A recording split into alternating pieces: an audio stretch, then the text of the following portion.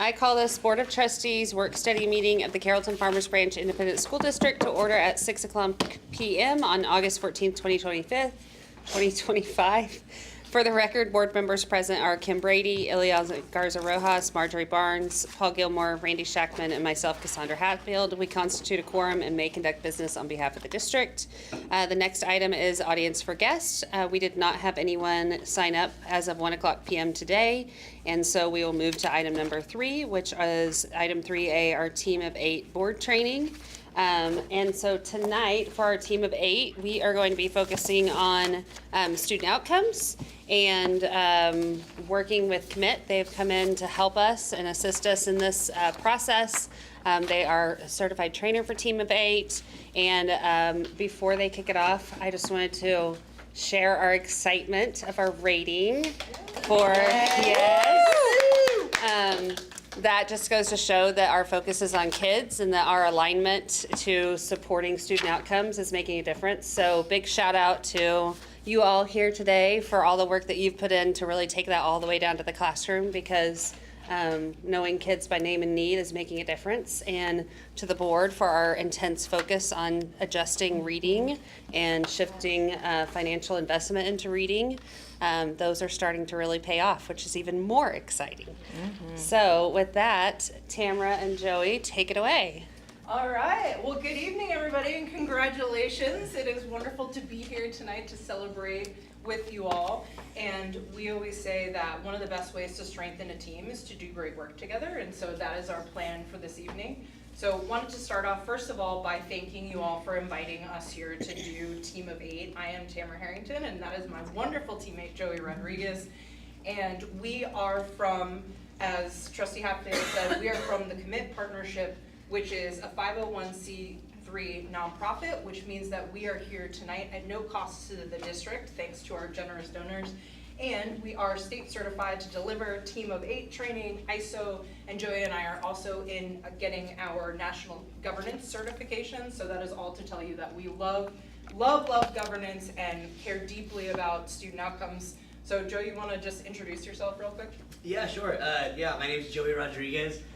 Started out as a Dallas ISD 7th grade reading and writing teacher, and got really into, how the sausage is made, one would say. Started going down a path of understanding how governance works and policy and what it all meant, and what it meant to advocate for it. And, one thing led to the next, and I ended up in this work about 4 years ago, it seems. Those years have gone by very fast, but I'm really excited to be here. I'm a big believer in when we believe and invest in our leaders, we're making the biggest decisions for our kids that we will see an improvement in outcomes for our kiddos. All right, so more to come from Joey. So as I said, we are the governance team from the Commit Partnership, and we are going to start this evening with a mantra that we probably mumble in our sleep, which is student outcomes don't change until adult behaviors change. Has anybody heard this before? Mm-hmm. Some. We're getting some of these. What does that mean to you?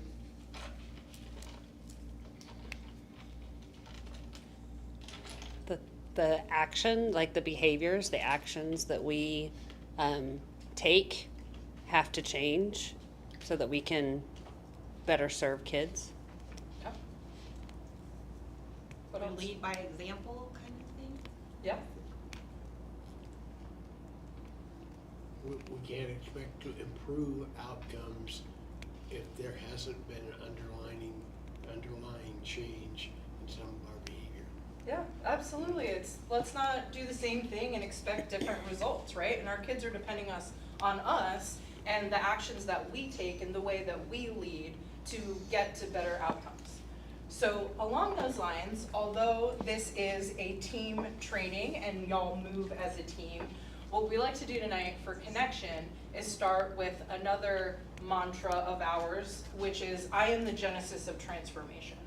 And would love to hear from everyone around this beautiful U shape what that means to you. And I promise this is not a trick question. It's not like a personality test. All of us are like, ah! Multiple choice. For me, it means we're the we are the makers of change. Like, it's up to us. Aye. We're the beginning of the change. Okay, we're the beginning of the change. It's up to us. Mhm. Lay the foundation of it, of transformation, the foundation where it all is kind of built. Sure.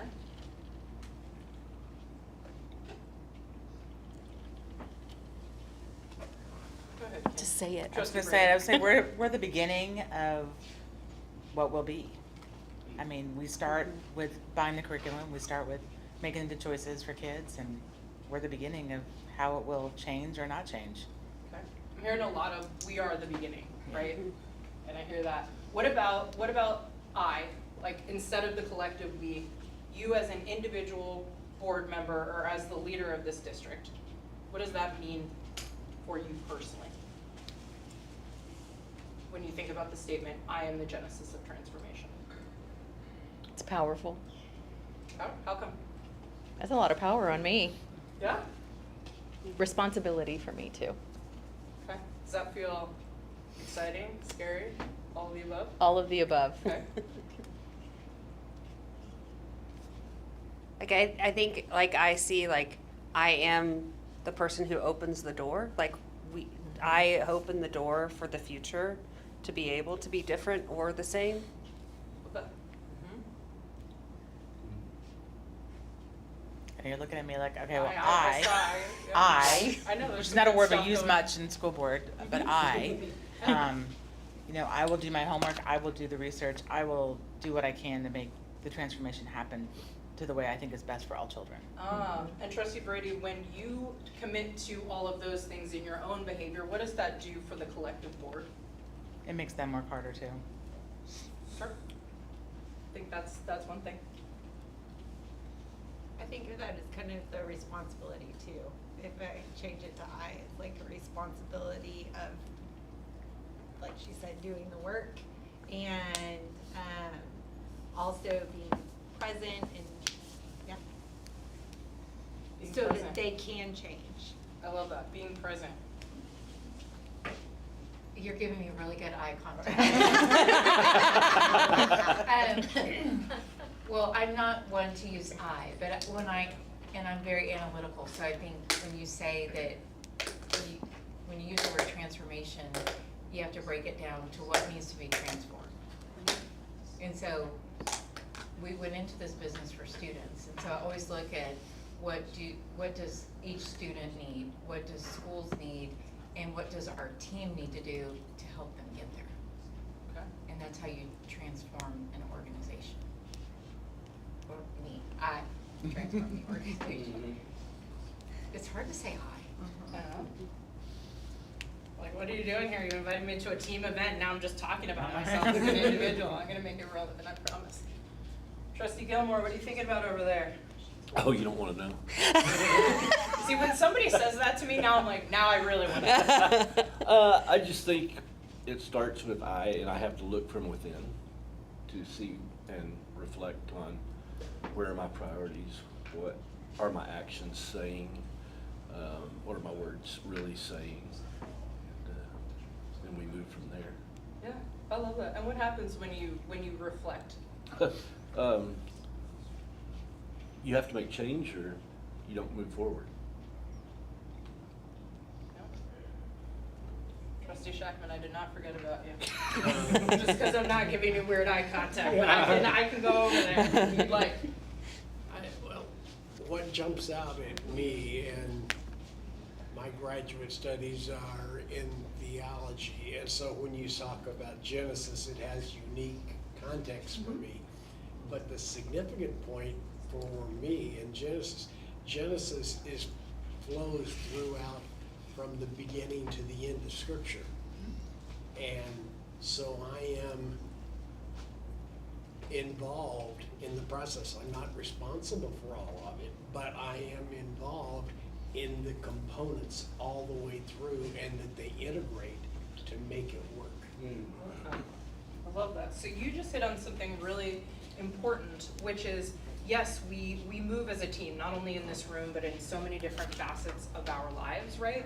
But at the end of the day, the only behavior I have control over is my own. I cannot control the behavior of anybody, even, you know, your own children, right? It's like, I can create conditions for people to show up, to be successful, for the team to be successful, but I cannot control the actions of another person. And so in thinking about the reflections of how I show up as a leader, what I think about is my behavior, is that helping me access goals in terms of improving student outcomes, or am I showing up and behaving in ways that may be making it harder for students to succeed? And so Joey and I invite you to think about that framing as we go forth, not only, you know, what needs to be better and different, right? So more of our students can achieve, but also how do I as a leader show up in, you know, in this boardroom or in my life? Are those behaviors allowing me access to my goals? And what in the way that I'm acting, is that creating conditions on, you know, on this board for our amazing superintendent, for our amazing administration to do their best work, right? Because at the end of the day, the Board of Trustees is an enabling condition for your administration to do their best work, right? And it starts with your leadership and how you show up and the conditions that you create for your experts to be able to thrive. So, any further thoughts, comments on that? Okay, not trying to give anybody an existential crisis here. All right, so today, here are our objectives. Trustee Barnes, would you read the objectives under understand for me, please? The board's role in improving student outcomes, board behaviors most highly correlated with improving student outcomes, and the necessary actions to create a culture of shared accountability. Amazing reading. Okay. She went to CFB. I was gonna say, I think that I'm seeing a CFB over here. For sure. Trustee Brady, would you read the objective under increase for me? Board buy-in and ownership of the vision and values. Also, phenomenal reading. Okay. President Hatfield, can you give me a read on deliver? Optional draft of 1 to 2 board goals. Okay, so we may walk out of here with some additional student outcome goals this evening. What we absolutely want you to walk away from is getting to have a robust discussion about what that means for your district and getting to build some consensus and buy-in around that. And Joey's gonna walk you through that process. It's gonna be fun and awesome. Okay, with that being said, Joey, it's showtime. Amazing, thank you. All right, we're gonna start off with a question, and once again, nothing here is a trick, I promise. Why do school systems exist? So we'll have fewer jails. Okay, so we have fewer jails, is that what I heard you say, Trustee Brady? Okay. Why do school systems exist? Educate. To educate? To help further future generations. So for there's, one more time? Help further future generations. Help further future generations. Yes. Create equity. Create equity. I think I would go like school reading and say like, there's 2 sides of it. Is it a public good or a public service? Public good or public, maybe both? Maybe both, Right. depending on, for certain people, school systems exist as a service. Mhm. For some people, school systems exist as a good that's going to help them personally get where they want to be. Mhm. What about from some of our, I always say education and also opportunities for, for students. so a common theme I'm getting here is this idea that school systems exist in the service of students and improving the lives, experiences of students, the education of students, right? This is maybe one way we can lump this all together in saying that it is about improving student outcomes, right? It is not, school systems do not exist to keep teachers employed, they do not exist to keep people happy, parents happy, they do not exist to keep the lights on, to make sure the HVAC person has a job.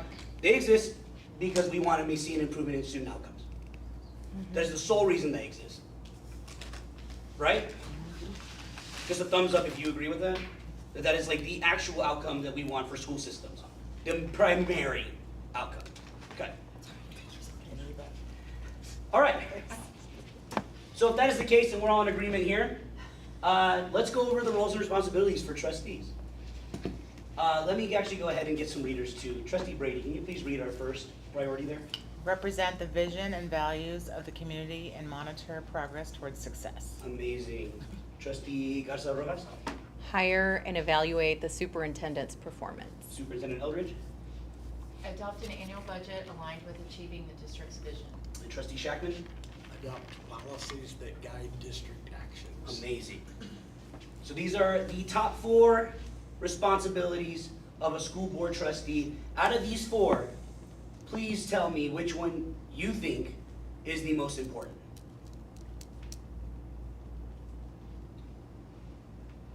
Yikes. Like 1 through 4? Yeah, like I mean, 1, they're 2, all 3, 4. important. Are you saying 1, 2, Do we 3, rank and 4? them? Is that your ranking? I'm just saying which one of these is the most important one. Number 1, I, the red, Trustee Brady said number 1. red or orange. Yeah. Hire and evaluate the superintendent. Trustee Gilmore said. Any other thoughts? 1 and 2? Do I have to pick one? You have to pick one. 1 and 4? The answer is 1. One. No, I'm not saying the answer is one of these. Yes. 1. Okay. For the 2 that are making the case that it's 1, why?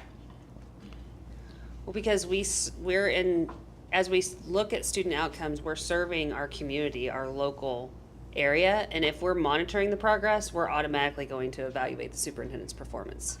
Okay. And And- to yeah, that go ahead, end, it Trustee would go on to, if we're doing the number 1, then we're doing the other 3 as well. Right, because hiring and evaluating a superintendent, once you've hired the superintendent, why did you hire them?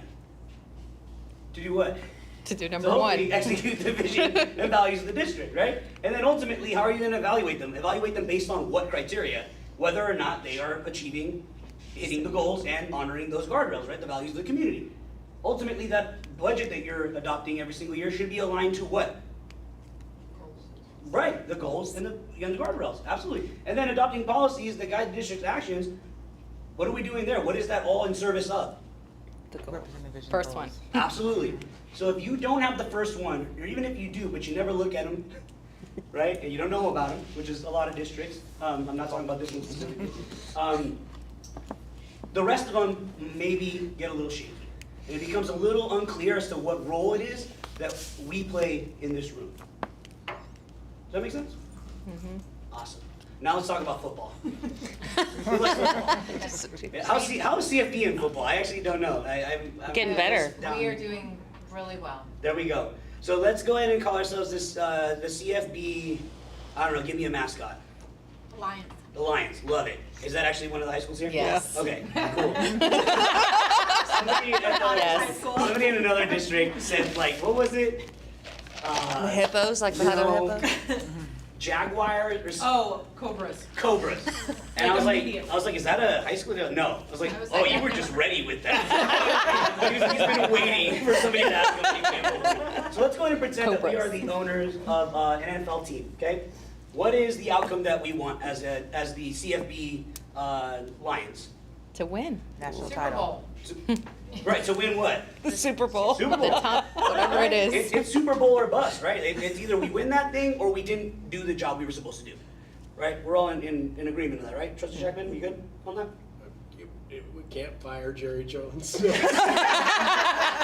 Right, but every Can't year. evaluate them either. But every year, I know everybody on that Cowboys team and the staff, and even the fans, because I've heard the delusional fans say, "This is our year." Oh, yeah. Right, and it's usually not with Pastor the said that pretense this that it's our every year to year. not make the Super Bowl again, right? No, it's always we're winning the Super Bowl this year. Okay, so I'm glad we're in agreement.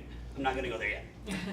So we're gonna introduce some words here. Let's talk about inputs. What are the things we know we're gonna need before the season even starts? A team. Okay, a team. What else? Coach. A coach. What else? Uniforms. Uniforms. Absolutely. What else? Plays. Plays. Right. A playbook. What else? A ball. A ball. Yeah. Equipment. Let's get simple with it. Absolutely. Start with the basics. We do need a ball, right? Probably many of them. Right. What else? Schedule. A field? A field. Who said schedule? A schedule. Absolutely. Helmets. Helmets. Yeah. pads. I heard players back there. A whistle? A whistle, absolutely a whistle. What else? Fans. Fans, you're gonna need fans. A stadium? A stadium, absolutely. So these are all the things that we know, even, we haven't even started anything, but we know if we wanna hit that goal at the end of the year, or at the end of the season, the end of the cycle, we know we're gonna need a few things, right? We know this before anything starts. Awesome. What about the outputs? The direct results of those inputs.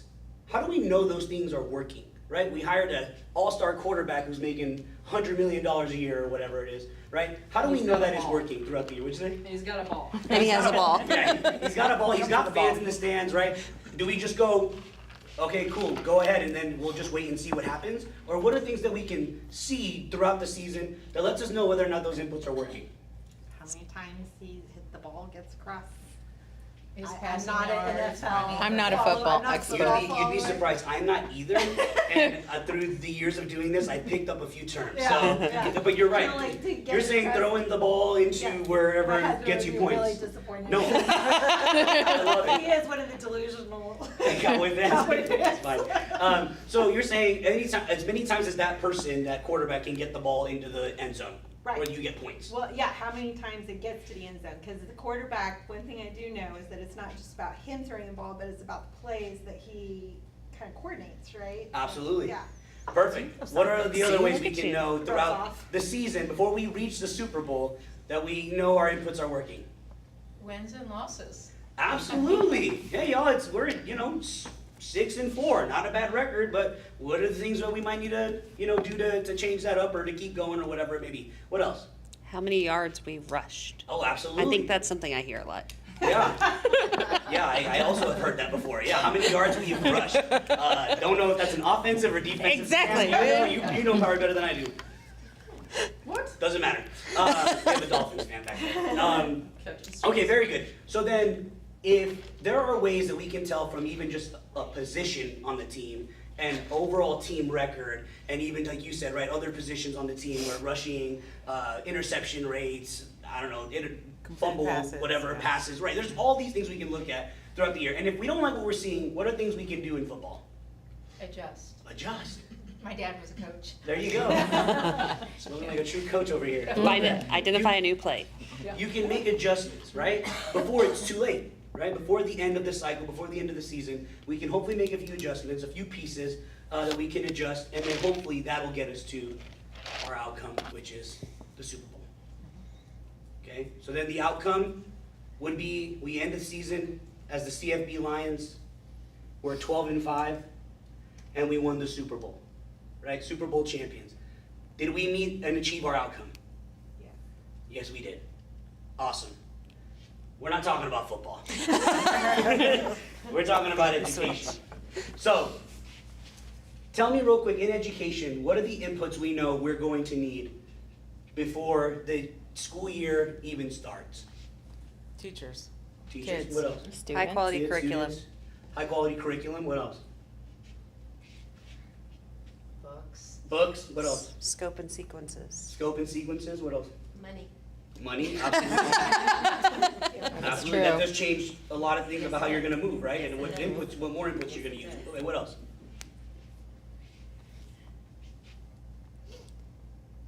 Trustee Gilmore, you sound like you got Oh, are you 20 waiting for things in me? your head. Yeah, it just sounds like you're like. I gave the wrong answer last time, so I'm a little scared. That's not true.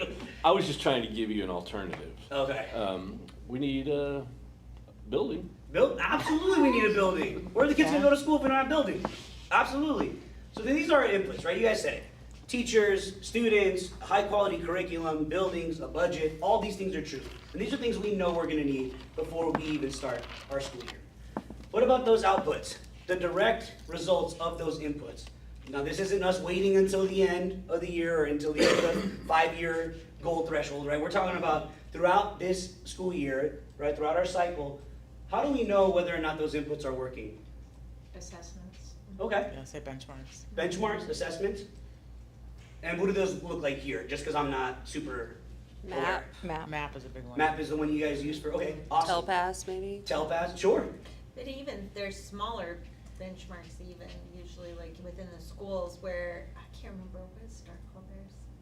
The unit assessments? There's module assessment. Oh, WIGs. WIGs. Wildly It's like- important goals. Yes, and so. 40X? Yeah. 40X? Okay. Yep. Yeah. Yes. So WIGs would, that would be a really small measure that would kind of help guide. But even it's just still one guide- nonetheless. Yeah. Yes. At the Absolutely. classroom level. Great, right, and that all goes down all the way to the classroom. Like, there are outputs all throughout. I mean, every week, every day, a teacher is doing some kind of demonstration of learning, right? That is capturing whether or not the stuff they did actually worked or not, right? Absolutely. What about outcomes? What are outcomes in a school district? Remember, these are only knowable at the end when it's all over. Certifications or graduation. Absolutely. What certifications did they get? What in graduation rates? What else? Our rating. Oh, yeah, your Yeah, accountability that's rating. important. Absolutely. What else? State testing State testing. Absolutely right. currently, as it exists As now. it exists now, absolutely. Today. Today. Graduation rates, what else? Progress rates of all students. Absolutely. Anything else you guys want to throw out there? Because you guys aren't mentioning some other ones. You guys are very student focused, which I love, absolutely, a ton. Teacher retention. Teacher, right, is that not an outcome at the end of your Yes. cycle? You can see, hey, where are our teachers? Did they stay? Are they leaving? What else? Parents re-enrolling. Sure, Attendance. re-enrollment, absolutely, right, the Attendance. re-enrollment of students, right, or like, absolutely, what else? Attendance. Attendance, right, how did we end in attendance this year? Great. So, just to get clear, there are two types of outcomes, and I kind of already hinted this, right? There are student outcomes, and there are adult outcomes, and it is very important for us to be able to distinguish between the two, okay? A student outcome is essentially a measure of what a student knows or is able to do. That is the very simple definition of a student outcome. Do students know it or are able to do it? If it does not meet that definition, it is an adult outcome. That is the very simple rule. If you have to play in your head like, is that a student outcome? Well, then it's already an adult outcome, right? If it does not fit the definition of, does a student know that or is able to do that? Can a student know that or demonstrate that they can do it? Then it is an adult outcome. Any questions about that? Can you give us an example? I mean, I- I'm sure all of us are sitting here like, what student outcome versus Yeah, adult? absolutely. I'd love for you to give me one. Just tell me what you're thinking. Not Just on student outcome. What do you think is a student outcome? Living a student. Going to school. I mean, it's also an adult one, but my son would say, that's on you. I don't really want to go to school type of thing. Uh-huh. Interesting. Depends. Okay, who sets the conditions for that though? The adult. Okay, so then it's not The adult. correct. Yeah, and we're gonna get there too, because Okay. there's some murkiness there, and I got you. What is a student outcome though? Something that a student knows or is able to do? Read. Yeah, absolutely. Yeah, read is one. What else? So, I was gonna switch. Go ahead. So then an adult would be the budget, because students are not able to know and do a budget. Absolutely. I mean, we want them to Absolutely. for college career military readiness, But a but conversation about a budget is, yes, that is a conversation about adult outcomes. That is absolutely correct. What else? When you think of it like that, then graduation, that's really an adult outcome in a group. Interesting. We celebrate that. I mean, That's an interesting one. I'm gonna only ask you who graduated, the kid. okay? one, didn't the student have to know and be able to do certain skills to earn To that? graduate, exactly. You would think, yes. Yes. So yes, that, That's out. and I love that though, because that's what we have to think, is like, technically Like, speaking, wait a who set minute, those conditions, and we did, but you're right, Who it's set the ultimately conditions, yeah. the outcome that we wanted, if they have those skills, that they demonstrated that they're ready, that they will get this graduation. So technically speaking, yes, that is a student outcome. I will go ahead and read these off to you. I love that secret one there that's hidden from you guys for a little bit. We're gonna start with just 98% Algebra 1 enrollment. Is that a student outcome or an adult? But look, because students don't care. They don't care that they're enrolled in Algebra 1. Even despite whether they care or not. Is that a student outcome or an adult outcome? Enrollment, that's Adult. adult. Parent. Okay, so trustee Barnes, tell me why. Because usually that's, I mean, a student might not necessarily, They didn't enroll themselves. they did enroll in, yeah, and they might not necessarily be aware of that they did this, this, and this in order to be eligible for that class. Perfect. They're just following what an adult is telling them to do. Awesome, perfect, right. Is this a demonstration of what a student knows or is able to do, the fact that they're enrolled in algebra? No, right. Okay, what about 87% positive campus climate results? Adult. Adult driven. Adult. Tell me why, Trustee Rojas. Because the adults are responsible for the climate. Yeah, who sets the conditions for Yeah. for that climate? Adults, awesome. Now, student did fill out the survey, but that's not what we're measuring, right? Yes. Okay, 90% TIA designated teacher retention. Adults. Absolutely. We're all like, Is that a trick question? And so, yeah, someone got a little, like, we're looking at me like, okay, 20% associate degree attainment. Student. Absolutely. Does the student demonstrate that they were able to do that? Absolutely. All right, I'm gonna skip this one for now because this one becomes a topic of conversation. I wanna go through this first. New CTE building. Adult. All Adult. right, now we're getting good. We got Now we're this. cooking. It only took a I feel like minute. we're on Family Feud. What I know, right? What about 86% third grade star meets? This is in, let's just call it math. Okay, but it's a student behavior, it's students are getting that, They but the know fact that and it's do. titled that is really an adult thing, like, they don't care about that again. Well, But once again, whether they they're- care or not about it is irrelevant. But But they're the ones who student- did But it. it's Okay. They measure know of it what and they they do it, know right? and Perfect. They do. Perfect, know and Those are do, two right? words. Students Did were they- able to did know and they do. demonstrate that they knew how to do third grade math? If they're at 86%, that is a student outcome. Yeah. Do we agree? Yes. Implementation of financial literacy program. Is that an Adult. outcome? Adult. Okay. Very good. 99% pre-K enrollment. Adult. Adult. 93% second grade attendance. Adults. Right, because your If second it was grader- high school, we might have said student. Right. If they're driving age. Right, can your second grader, get themselves to school? Maybe, but more than likely, that's not really up to them, right, whether or not they do that. Now, this last one. 91% FAFSA completion. Is it an adult outcome or a student outcome? Adult. We I have feel- one for adult. I feel like it's student. We 'cause have I one don't, for student. It's oh, adult. wait, he'll ask for. No students filling that thing out, have y'all seen it? There's no students Well, filling it out. students know or are able to do, they're able to know and do a form. Interesting. So like that There's feels a- That's why adult. I It's said required. student. Oh, and it's a requirement? Okay. Trustee Shackman, what do you think? It really has both student and adult, Mhm. because the adult here are requirements we have to comply with, but Mhm. yet, does We're the like, you student have to know this and do it, participate it's in it? Yeah. required. Right. Yeah, Both. but it's about parent behavior, it's about parent income, it's about parent loans, it's about parent finances, so it's all about the parent, for the kid to receive money. Right, not only parent, but also up to probably who else to make sure that students are able to do that at a certain time, probably the counselors, right, advisors on your campuses. So because there's such a heavy reliance, I would say, on adults to get this done, right, at least more than, I would say 80%, right, probably, is about the adults, we're not gonna count this as a student outcome, even though a student technically has to fill out the form.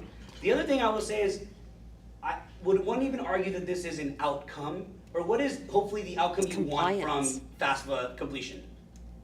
Money. College, Starting money, college. Beyond money, what is the purpose of the money? go to college. To go to college. So wouldn't you find the outcome of 72% college enrollment to be more of an outcome than the FAFSA? Absolutely. Right.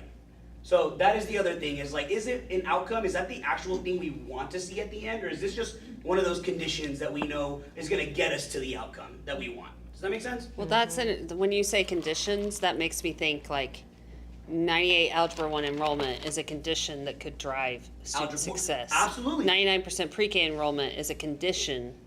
Attendance is a condition. Like many of those Hatfield, your conditions mind is end in up the right being. place. Right. And ultimately, right, if the condition is 98% Algebra 1 enrollment, and we know that 58%, no, let's make it higher, 76% are TSI math met, now is that an adult outcome or a student outcome? Students. Student, right, because a student was able to do that. Okay, I just wanna make sure we're clear on this. Everyone good on this, or does anyone need any more explanation, practice? Now, are you gonna like do the slide like that and organize them? No. No? It's just an illustration that I don't know how to use animation on. That is, We've done this slide a that's handful the of times now. adult outcome that you are witnessing right now. Change the colors. Next time we'll send it over to you and then you can do all the Yeah, things. she can do it. Awesome, so why do I need to know this? Why is it important for us to know the difference between these, these three things? Well, the goals, the outcomes that we want to see, the Super Bowl, if you will, y'all own that. That is the board's. The board owns the outcomes of the district. Okay? It is essentially the goals and student outcome goals and honoring the guardrails which represent the vision of the community. You get to say what that looks like, what winning looks like. Your superintendent owns those outputs. The ways that we measure along the way, whether or not we're going to hit that, whether we're on track or not, that is your superintendent. Now notice both of these say in collaboration with one another, right? So I want to make sure that we're clear on that too. All because you own the goals doesn't mean your superintendent's not involved in that, right? It is in collaboration with your sup. Same thing over here with the outputs. Your superintendent owns that process and owns those, but in collaboration with y'all. Those inputs, teachers, budget, no, but besides approving it, of course. But resource allocation, what else? Buildings, all the things you guys named, right? Curriculum, those are all owned by the superintendent. Does that make sense? Okay. I'm kicking it off to my teammate. Thank you guys for listening to me. All right, I'm back. Another question I'm sure everyone's gonna love, which is, what is the most important part of a sandwich? The sauce. See what just happened there? The meat, the sauce. Okay. The We got bread. one meat, one sauce. The bread, for sure. Bread, okay. The sandwich. Nope, All of you it. can The only have middle one part. Anything in the middle. Nope, you can only get one. I want you to live in abundance, but in this scenario, you only get one.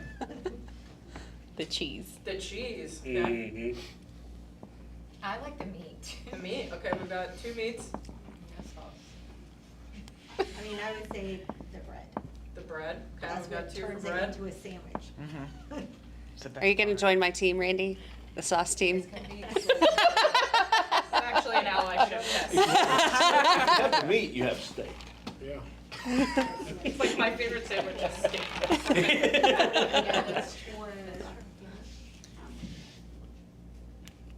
Well, and without it, it would be a mistake. Wow. We practiced this before. Perfect timing. Good guy. It all goes together to be a sandwich. It's hard, it ceases to be a sandwich if you start separating out the component parts. There's always one trustee who's like, I'm gonna go philosophical. She didn't say dissect the sandwich. What is one component? You get one. If I can only have one, I'm gonna join Paul and we're gonna have meat. Okay. Well, let me say in this scenario, team meat has one. However, what I would ask you is, we just had 8 brilliant leaders of a district who cannot even agree on what the most important part of the sandwich is. Okay? That's gonna be So when true. you get a bunch of brilliant Arms people get who full. care deeply about students and education, and you go, what's the most important part of education? What do you think happens? Everyone gives you a different answer. Everyone gives you a different answer. And Dr. Eldridge, if you're hearing 25 different answers from your leadership team, how does that impact your ability to move forward? You can't, Why not? because there's too many assignments. That's right. What everybody thinks is right. And what happens when you are trying to do 100 things at an excellent level? How many of them do you accomplish? You're mediocre at all of them. You're mediocre at all of them. And that is true of anything that we do, whether those are our personal goals, whether we run a multi-level, corporation, right? When you focus on too many things, when you prioritize everything, you prioritize nothing. And so going back to Joey's assertion earlier of like setting the vision and values, which is owned by who? The vision or the goals? Us. Who's us? The board. The board, there we go. You are telling your leader, right, this is where I want you to prioritize your time, our time, talent, and treasure to make sure that these things happen. And by providing that focus, right, we have a much greater chance of achieving those outcomes instead of trying to do everything all at once. Okay, so let's talk about goals. These are some ISD goals that have been taken from a district that will remain nameless. So I would love it if you would just take a minute or two and read through these goals and tell me what you think about the goals.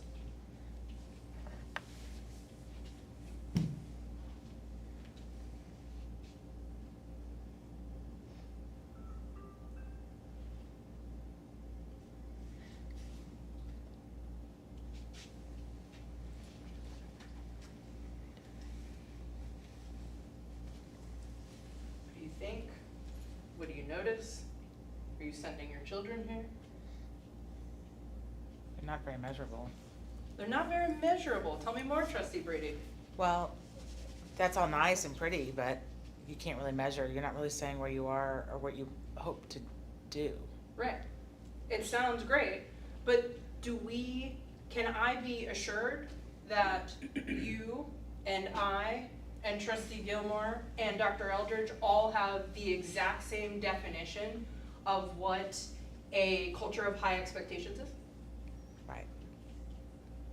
Or what skills those kids are gonna possess as they graduate. Mm-hmm. Yeah. Or what some of these adjectives mean? What are the adjectives? Like strategically and equitably manage. Right. How are you gonna know if that's done? I don't know if that's actually an adjective. I'm with you.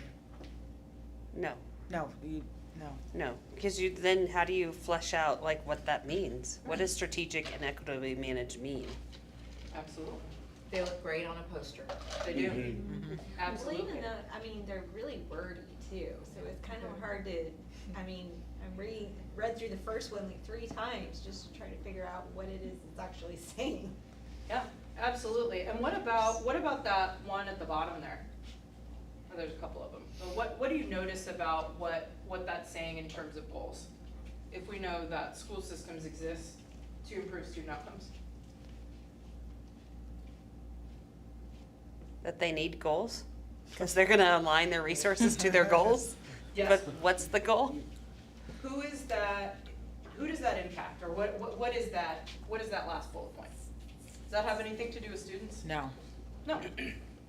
Okay, let's compare ISD 2. What do you notice?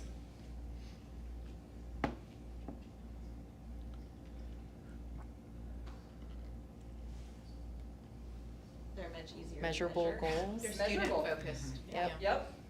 Specific. Will we know if this has happened or not? Yes. Yes. Yes. Can we benchmark progress toward these things before they happen and know if we are on track or off track? Yes. Can we agree upon whether or not they happened to the level of agreed expectation? Yes. Should we have any debates on whether or not that thing happened? No. No. Do all of these have to do with students and what they know or are able to do? Yes. Yes. Fantastic. And so that is why we talk about SMART goals, right, or high quality student outcome goals that direct the activities of the district. So I think all of this is a review for all of you, but we want to reiterate who owns the goals? The board. The board. Very good. And so as the board, right, you have the opportunity to adopt 3 to 5 goals. We know 3 of them are your HB3 goals, which you've already adopted, and that you have also done some listening with your community to understand what outcomes they want to see for their students. We know that you've looked at some data to understand high needs, high leverage, right? And then when you think about setting goals, right, we're gonna give it a 5-year deadline. Why would we give it a deadline out that far instead of just a 1-year deadline? It takes time to make adjustments. It takes time to make adjustments, absolutely.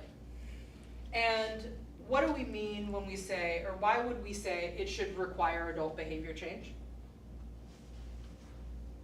Because if we don't change the behaviors, we'll continue doing exactly what we're doing. Right.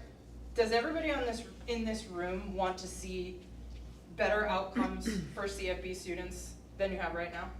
Yes. Absolutely. And that is not to say that you are not doing incredible work, but you are serving your time on the board, getting paid, I think it's free 99 right, every day, because you want to see better outcomes for your students. You have dedicated your lives and your careers to having better outcomes for students, and if we agree that we have to do different things, right, to get different outcomes, then your goal should be reasonable, yes, but also ambitious in a way that we're gonna have to do things a little bit differently. Maybe that's more resources, maybe that's innovations, maybe it is strategic abandonment of some things we really like, but that is not gonna help us make just transformational change. And lastly, these two, right, it does need to be influenceable by your superintendent, right? So if we're like, hey, we want all of our students to be able to fly planes by the time that they leave, Dr. Eldridge, I want you to know I think you can do anything. However, right, that is probably not 80%, and when we say influenceable, 80% influenceable by the district, right? And then it's your first priority for resource allocation. So if you are on this board, and I would imagine everybody probably has something that they love deeply about the school system, right? Maybe it's fine arts, maybe it's financial literacy, or whatever else, but your role as a board member is to make sure when you set those 3 to 5 goals, that those are consistently the first priority for resource allocation.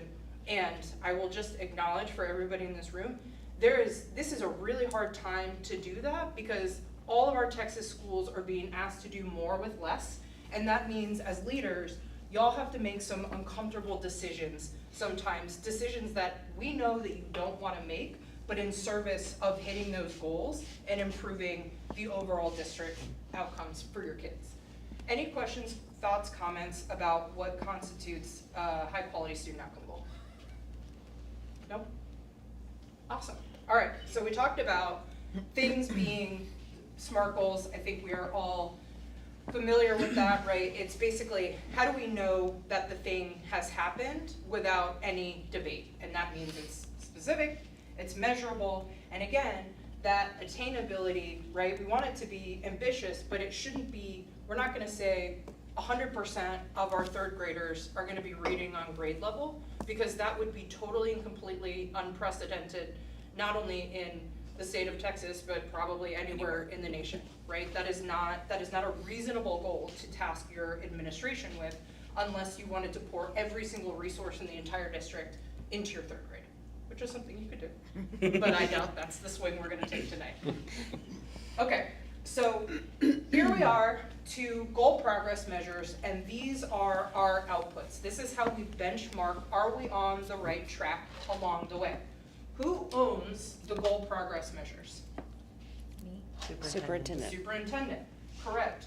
And the reason that your superintendent owns the progress measures is because she is the educational expert. You have hired her as the CEO of your organization for her expertise to say, you have brought me here and I'm going to give you the benchmarks that I know in my professional expertise are most likely to lead us to hitting those 5-year goals, right? Because as Joey said, we don't want to look up and be like 5 years from now, like, oh, we totally missed it. And what happened, right? We want to know that we can benchmark along the way, because that allows us to do what if we're not on track? Adjust. Adjust. That's right. Absolutely. So much like our student outcome goals, right? They're going to be SMART. They're going to be highly predictive. You can have 1 to 5 goal progress measures per goal, right? And we're going to continue to say less goals and less GPMs means more focus, right? So these are always the trade-offs that you want to think about. It's a 3 to 5 year deadline. It doesn't have to span the entire life of the goal, because you may decide, hey, we were focusing on pre-K, rolling up to 3rd grade for 3 years, and now maybe it makes more sense to switch to 1st grade, right? That's the discretion of your superintendent. We want the status of that goal progress measure to be updatable multiple times a year, so that y'all at every single meeting are seeing data where you get to ask questions about asking your leader, your CEO, do we have evidence that we are moving these goal progress measures, and that is going to indicate that that we are on track to achieve our goal. Once again, we see those requires adult behavior change, influenceable by the superintendent, and first priority for resource allocation. And so the one other thing that we want to bring to y'all's attention is that goal progress measures are different from performance targets, and we're going to show you 2 examples, and we're going to start with annual targets, right? Annual targets are important for you to have, right? Because we are still looking at, you know, if we've set a 5-year goal that is in reading that grows our kids 20%, then we would expect 4% growth year over year, right? We want to know that. But what we are always going to ask y'all to do when you're looking at things like goals or GPMs is say, what does this incentivize adults to do? Because at the end of the day, budgets, goals, and policies are all there as are incentives for adult behavior. So looking at these 3 increase, can you spend just a minute reading those? And then would love to hear, what does this incentivize your superintendent and her team to do?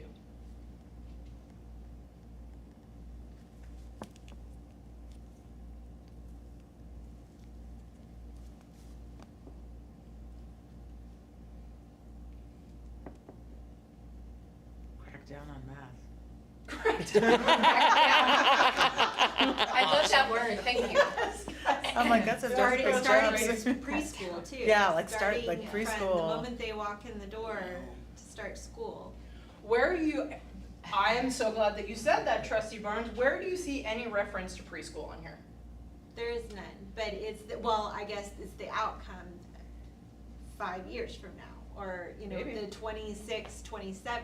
Could be, but what is this incentivizing your superintendent to do? To do something about. It is crackdown on that. It's crackdown on math big Right. time, but like to get our math curriculum started in pre-K. Sure. So Well- by 3rd grade, they can get to this, or to the goal level. You guys are, y'all are too good. This is actually, right, this is actually only saying, do better at the beginning of the year, the middle of the year, and the end of the year. Do we need that directive, or were we gonna try and do that anyway? Right, this is just saying, hey, everybody, do more math better. Right. Now, what about Crackdown. crackdown? Crackdown. I'm only gonna think of this as the crackdown of math slide. Okay, so now, let's look at this, right? This is the same 3rd grade goal, except we're cracking down and reading on this one. And read the goal progress measures and tell me, what does this incentivize your superintendent to do? We'll start with goal progress measure 1. Allocate resources to an assessment that's going to support measuring students in a specific target area. It could be. Let me ask this differently, and let me ask this better. Goal progress measure 1. Who does this incentivize your superintendent to focus on? 2nd grade African American students in service of 3rd grade. Absolutely. And why do you think 2nd grade African American students were chosen for this district? Because the 3rd grade STAR data showed that African American students maybe weren't having equitable performance to other groups. Because they didn't meet. Yeah, absolutely. The superintendent, as the educational expert said, one of the highest levers of focus that our district can invest in is our 2nd grade Black students, because if we can move our Black students up, we are gonna see a marked achievement in 3rd grade reading, right? That is the specificity, whereas this is just saying, get more people reading and mathing better. Where this is, Crackdown on right, math. this is an intentional strategy, and what would you expect to see from your administration in terms of their resourcing and strategies? Who would they focus on in goal progress measure 1? Or where would you expect to see some adult behavior change? In 2nd grade, For who? African-American students. Absolutely. Supporting That African-American is- students.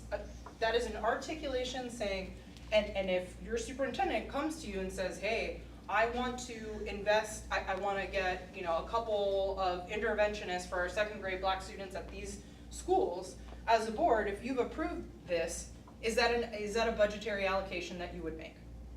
Yeah. Absolutely. What about goal progress measure 2?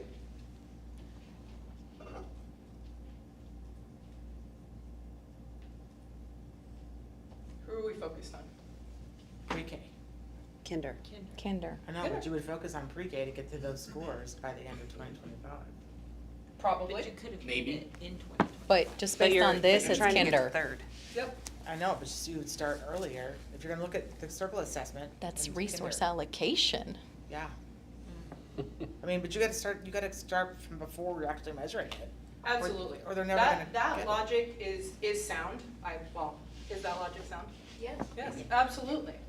However, the difference, right, is when you are setting goal progress measures, these are high needs, high leverage, right? Where it would be the same concept as like, if you're running a business and you're analyzing different parts that are underperforming, you're like, if we can take this unit or this department or these employees and give them extra resources and get them performing at a different level, then we will see overall organizational progress.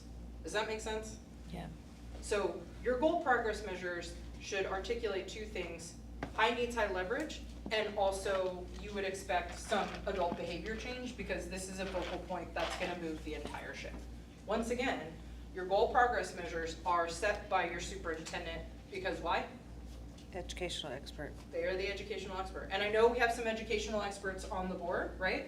And that is great to use that in instances where you can ask questions. But in this role, you have hired your CEO to direct the strategy of the board, which means there may be situations where you don't agree with the strategy. And as long as your superintendent can provide evidence that strategy will move your goal, right? Then that is something that we would expect the board to support your leader, right? So when we see things like the board, the goal progress measures are owned by the superintendent in collaboration with the board, your role as board members is to ensure that there is sufficient evidence that those goal progress measures will lead to achieving the overall third grade goal. But that does not mean, right, even if that does not mean y'all get to say, and I want to see a pre-K goal progress measure. You may want that, but if you want to see a pre-K outcome, then you need to set that as a goal, because your superintendent owns the GPMs. Does that make sense? I think that, you know, we've experienced a lot of this just naturally. Because there's a trust and a good team effort, because when we first started assessing our students, they weren't performing in our reading, because, you know, we have to look at, you know, the students that struggle with English, or what level they come to us, and Kim and I spent, you know, many nights and evenings working on what the assessments told us. So we came back and said, we've got to switch reading programs, and anecdotal records to me, asking feedback for our teachers. The curriculum we were using was very hard for new teachers, because we're getting a lot of young teachers, this is their first time. So you look at all these things, and they made the budget allocation for our new reading adoption, and we piloted, we did 50-50, so we didn't stress out the whole district, you know, you come in new and you're, you know, and they stayed the course, and we have the results to prove it today with our rating. However, when we, you know, ratings came out, but we've already dug into the data saying that we have to focus on secondary. I mean, we'll get there, but, you know, we look at all the entities that need to happen. But Absolutely. we do that naturally, but I totally understand the few goals, because we already know, but we want to put the resource allocations where we show everybody we are all about our students. Absolutely. And the naturally, we're gonna find a way, whether it's a grant or whatever, to work, even though it's not measurable, we're measuring it. because neither one of us like to lose. We're gonna get that trophy, by the way. But that's what we do, because that's the passion, because if we have this grade level of performing and it's measured, and I know I'm, evaluated by that, it doesn't make me feel any better that we still gotta bring these kids along. And I think that that's why we make a good team, because we're all about that. But I'm gonna do it naturally, it's just when you put it on this, we can't stress the whole organization out that Right. everything's wrong. And I'm so glad that you said that, Dr. Eldridge, because I know, even if nobody said that, in the back of your mind or in the front, you're like, but it's all important, right? Like every It single is. one of our kids, Yes, it every single is. grade Yeah. is important, It right? is. And we're not here trying to tell you that that is wrong, because we totally and completely agree with you. And the way that you improve an organization, right, is that's why you will hear us say high needs, high leverage, right? Because in this scenario where it is not now only our second grade Black students are getting all of the resources, right? Like that's not how it works. But so if you have an interventionist come in a second grade classroom, it is likely that there are many students who are going to benefit from that resource, right? So it is Yes. really just looking at, we have limited resources, how do we deploy them to, again, those points of leverage, knowing that that is going to bring up a lot of other students, and those strategies, right, are also gonna contribute to the overall organizational health. If we're deploying our best teachers to our students that need it most, well, that it's very likely that we're gonna see massive gains at that campus, right? I heard you took 2 campuses from Ds to Bs. That is a huge undertaking, right? And that's not because it was just the second grade. It was because the overall strategy, even though there was a focal point, brought up the entire campus. Yeah. So. And we were talking last night, Kim and I, it's, that may not be a goal, but it's teacher retention. Because when you get the teachers that you don't have to keep teaching them how to teach, those 2 campuses went from a B to a D because of the teachers. And once again, like that's just like you're hearing from the expert, right, who's got the context and obviously the expertise. Much like in our NFL kind of analogy there, right? Like you're gonna have people who know what the highest leverage, highest impact thing is gonna be for that team, the way it's constructed, with the amount of money that team has, right? And even though there's maybe 100 ways to get it done, this person's telling you the exact strategy that they think is gonna work, and that's gonna actually take you guys to the promised land. Well, I was just gonna share, like, with a third grade goal, because you don't wanna spread the team so wide and so thin that you can't really accomplish anything at the high levels. But to hit a third grade, really high leverage measure, it doesn't happen without second grade, first grade, kindergarten, Yes. pre-K, all being in alignment. So it is a measure, it's a measurable goal at a strategic place, because all the other pieces have to be lifting the ceiling to get to that third grade measure. And so when we get to celebrate our third grade House Bill 3 board goals, those are significant. It's really celebrating everything that's happening below. And so I think that when we look at the way the board goals are set, the third grade goals are important, but then also that CCMR outcome is also tremendous, because that's that end of the road. Yep. Yeah. And I think Trustee Brady, that's what you were getting at, right? It's like we have to focus on everything that comes before and get Before really this to tight get to on that, that. And you've heard, of course, right, that is what is going to happen. What we are also just trying to prepare y'all for is, because this happened to us pretty recently, we were working with a board who was deciding between like a second and third grade goal for their early literacy. And I heard one of the trustees be like, well, if we choose third grade, we're gonna get a second grade GPM anyway. And I was like, no, that's not true. Because you might not. You might get a first grade and a kindergarten. You might get a pre-K and whatever. So we say that to set your expectation, because we're gonna do that in a bit, of if there is a grade that you absolutely want to see, don't necessarily expect that it's gonna show up in your goal progress measures.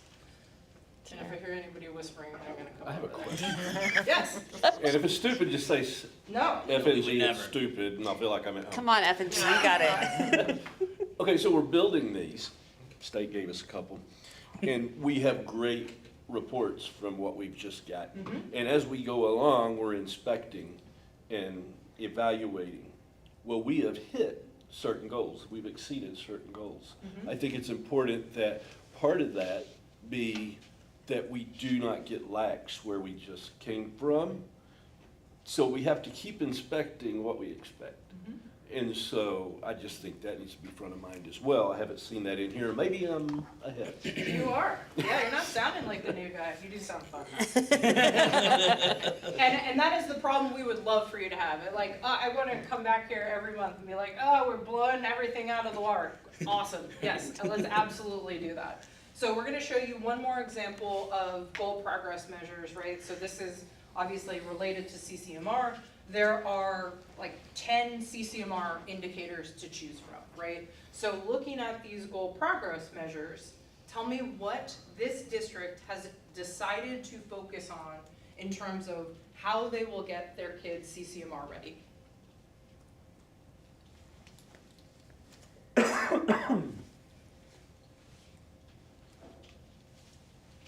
We'll start with goal progress measure 1.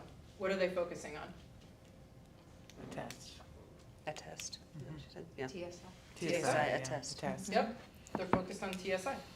What about goal progress measure number 2? The certifications. IBCs? Mhm. What about goal progress measure number 3?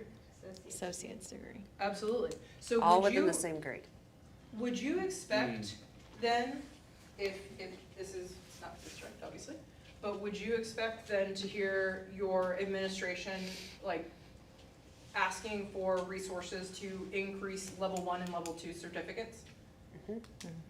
Why? Sure. Because of GPM2. Okay. What about SAT and ACT? Would you expect your superintendent to come to you and be focused? No, No. Why not? because it's not a measurable, making them college career military ready shouldn't be, it's not one of her GPMs.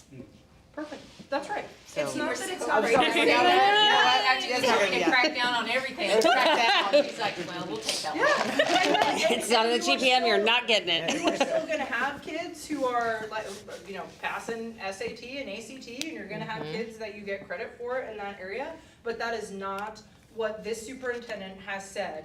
This is the highest leverage area for our kids, right? But that's So- not to say that we abandon. No, you're No. exactly That right. because we do pay for the SAT for Yes. kids to take it here. Right. As far as I'm Which is concerned, no huge. district has any goals around football, but is football still happening in every school district? Right. Yes. Right. And we're still paying for it. Yes. So I And mean, that- like, that's. And I love that you've said that, right? Yeah. It is Well, and it- still happening, it's all happening. Yeah. It's just that this is the first priority for resource allocation. Because the SAT, ACT is gonna be a part of hitting that big broad goal Big at the broad. top. Absolutely. Although those might be the focus areas, Yep. you've gotta have that SAT resource Also. for Yep. you to be able to hit some of those, yeah. But you're probably saying you have some kind of stats person that has also calculated, if we're gonna get from a 42 to 67, these 3 things are gonna help us hit that mark. They're the big Yes. ones, yeah. Somebody Which is the back other there reason why is- we need an yeah, I educational mean, expert, because. Somebody has cracked down on the math behind that. Exactly. Math is going to math. We know it's The math is gonna Yes. math, yeah. Yeah. Yes. It's not arbitrary that she just like sits up at night and is like,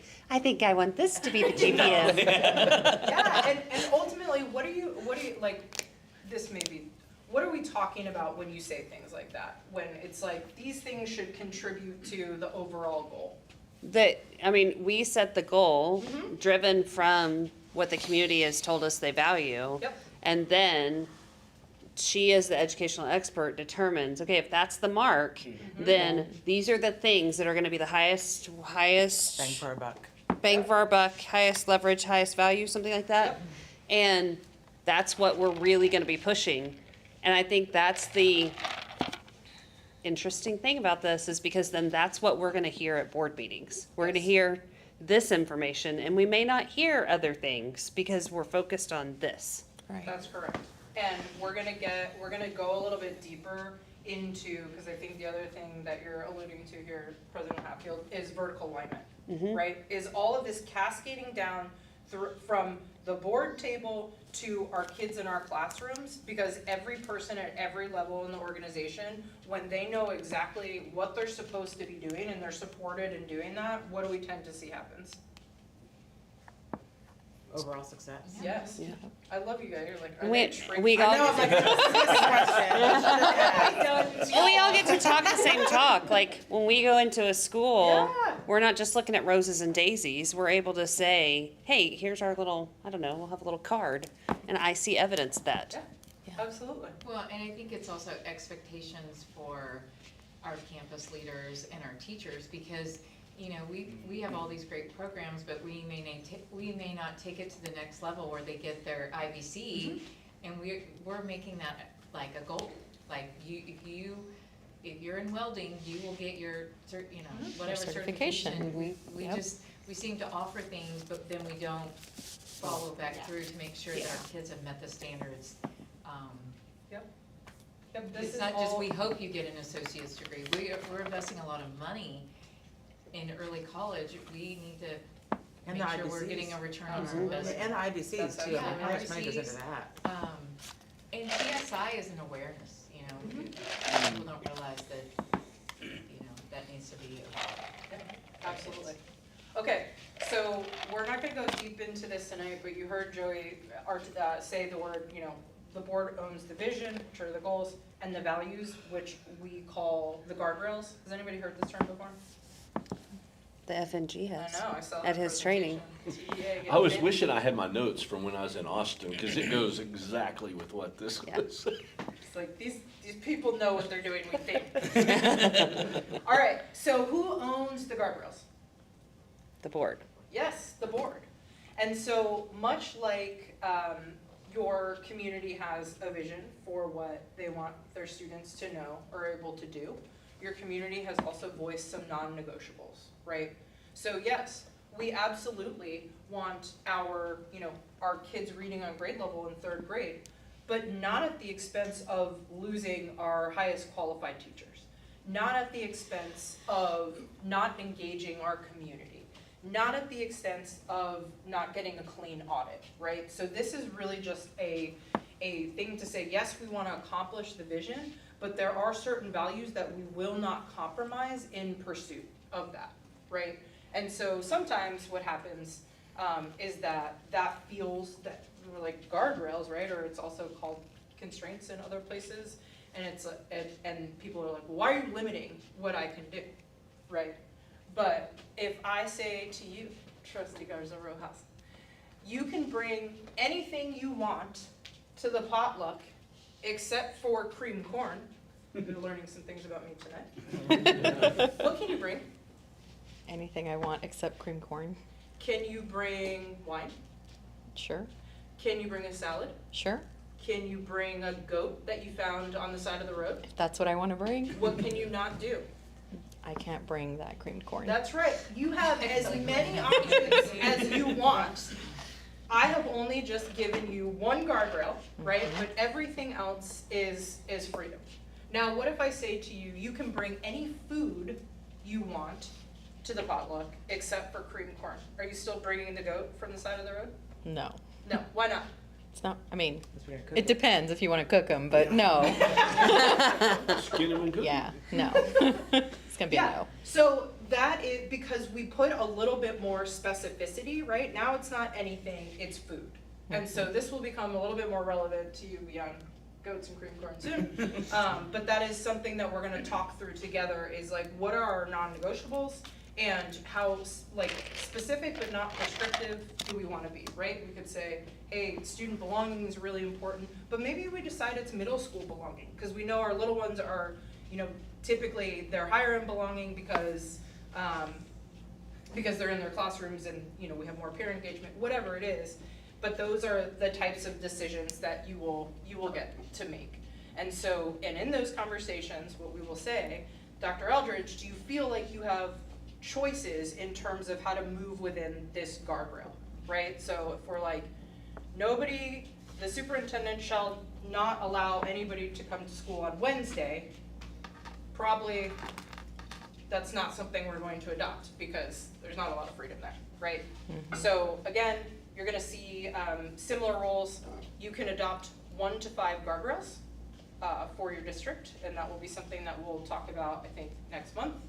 And then the way that guardrails are different because they're not smart. They are articulating a value. And so here are a couple of guardrails that they're just examples from other districts. And you will see various levels of specificity in these guardrails, right? Like this one right here is a lot more broad than the one in the corner. And that is something that you will have the opportunity to decide on as a board. And then Dr. Eldridge and her team will get to interpret the guardrail in collaboration with y'all in terms of how are you going to measure that, right? So if we say, like, all students will have necessary resources, well, there's a million different resources we could be talking about. But what are the resources that would be most predictive, right, of honoring the guardrail? And if we're really good about it, and we will be, the guardrail should also help make progress toward goals, right? So we could say, like, we have seen, well, we'll look at a couple here in a minute. So you will have guardrail progress measures that are SMART.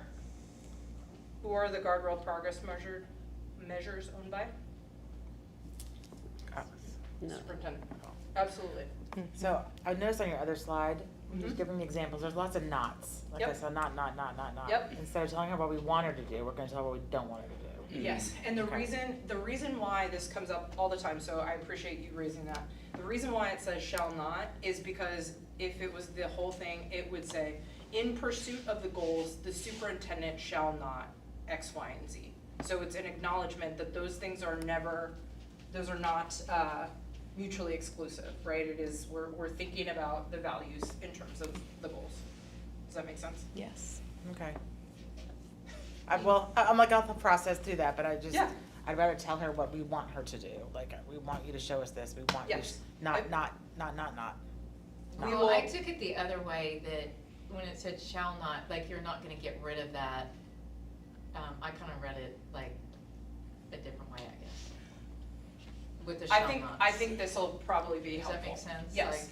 Like, I'm not gonna stop communicating or doing what's right for every child. I mean, even though Sure. you say shall not, I took it as, it was more, again, I'm very analytical, so I didn't take it like you're not gonna not do that. It was, you're not gonna give that up.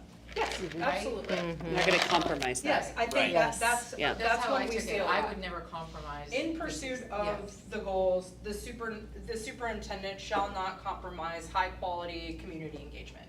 Right.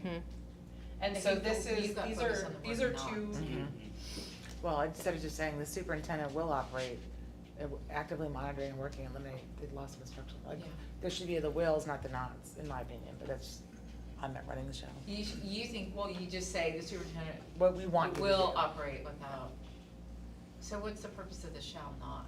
it's an acknowledgement that in pursuit of the goals, you shall not X, Y, and Z. If the board feels strongly that you wanna adopt shall language, that is, as far as I know, there's, not any like overlord of governance that is gonna come down. Do anything. I would say the only kind of reason why they usually use this language, and by they I mean the governance gods or whoever it is because the shall not, right, is a simple like thou shalt not kill. It's like do anything in the world except don't do that thing, right? It's Right, like Don't the bring sh- that That's curriculum. what I Right. was trying to say. Right. Yeah. I'm not gonna give that up. And then it does help it keep from being a directive, right? Because if it's the superintendent will have high quality teachers Will at correct, you know yeah. at our low needs campuses. Now it's a directive and not so much when you say shall not allow for a low quality teacher workforce. You're not telling them what to do or how to do it, and so it just keeps you within a framework that usually gives more options. That's all. Well, and the how to do it actually comes in because the guardrails in this instance are actually the SMART goals versus on the other one, the SMART goal was at the top. Yes. So And these- this is literally the interpretation because, again, even thinking about that, compare ISD 1, right? If I say, like, all students, the superintendent shall not compromise student wellness. That could be, like, clean drinking water, it could be social emotional learning, it could be anti-bullying, right? Like, there are so many, wellness is a big term, and so we need to get specific about what aspects of wellness, because we can't focus on all of them, right, that we're really thinking about here, and that is something that your superintendent and your team will work on to interpret that, and the board, you will have a robust conversation about, do we feel like this satisfies the spirit of the goal, right? So please don't feel like we're gonna write this shall not, and then anything goes. Because you will have a conversation, and quite honestly, I think that's probably that's a more iterative process that boards and superintendents go through than oftentimes goal progress measures, because values are a little bit broader, right? And the board does get to say, yes, we student wellness, but our community was not talking about clean drinking water, right? What we really actually heard over and over from them was social emotional learning. Or what we really heard over and over again is we've got to do something about, actually I will say in Dallas ISD, they took student wellness to mean students will have habits of mind, critical thinking, and like digital literacy, right? That was, and I know because I went to millions of those community meetings, the community over and over and over was like, we value this, we want to see this represented somewhere. So this will be a conversation between y'all of what did you hear from your community, and what do you think is going to be indicative of representing CFB's values. And like, if we look at all this, right, are all of these things, in all likelihood, if they're accomplished, are these going to be high leverage activities to helping create the conditions for accomplishing the student outcome goals? Oh, for sure. No doubt. Absolutely. Especially TIA right now. Yeah. So that's the other thing, is that, you know, all of these things should create conditions, even though they can be student outcomes, most of the time they're adult or system outcomes, that will help support the progress toward goals. So we will do a deep dive into that. I will also say, Joey and I, you can call us anytime, or we will take you out to dinner if you want to have a long existential conversations about goals and guardrails. Those are our favorite kinds. And that's why we have no friends. Okay. We are going to take like a 5-minute break, 6-minute break, 10-minute break, no break. What do you guys want? Yes. 5 minutes. I'll take a little break. Yes, 7:27. 7:27. 7:27. 7:27. Oh, my Please leg. return to us.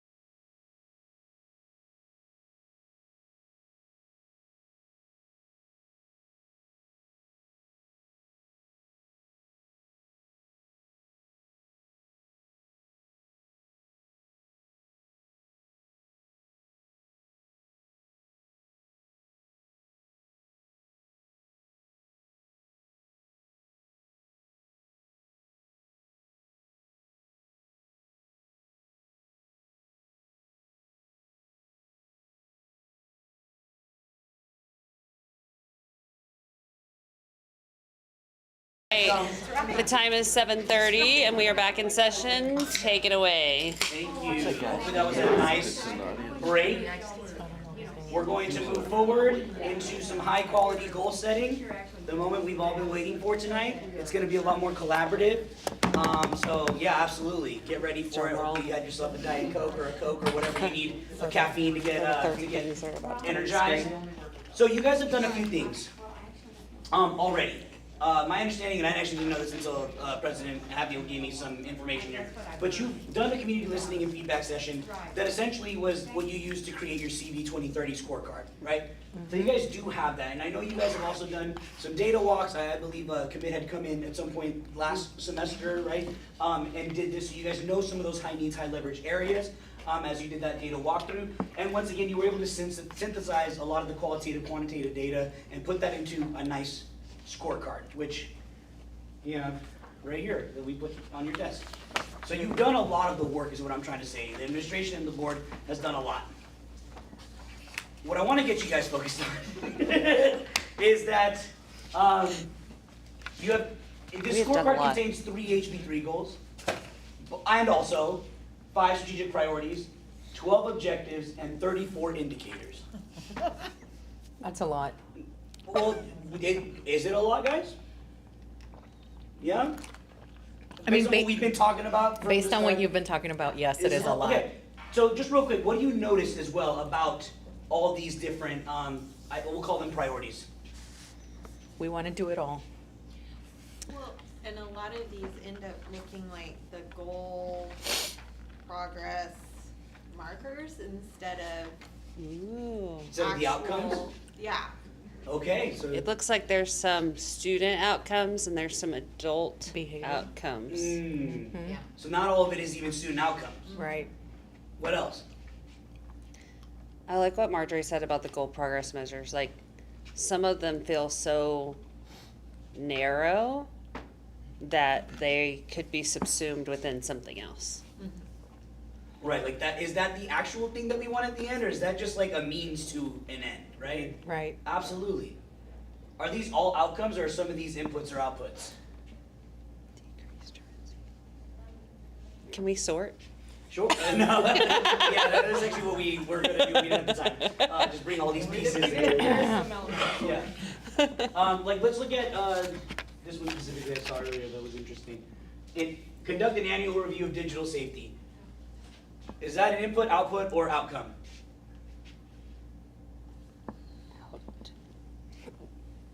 I have to go back to your list. Wait. I'll put an adult. And not If we know we're gonna do that before anything even starts, what is it? Oh, before input, okay. Now, if the output, right, if the results of that was something, then we could either call that an output or an outcome, So correct? that'd be an input. Right. Okay. So, and we're noticing here, because Tam did this beautifully, on this side, we're looking at student output, outcome stuff. And on this side, it's pretty much all adults.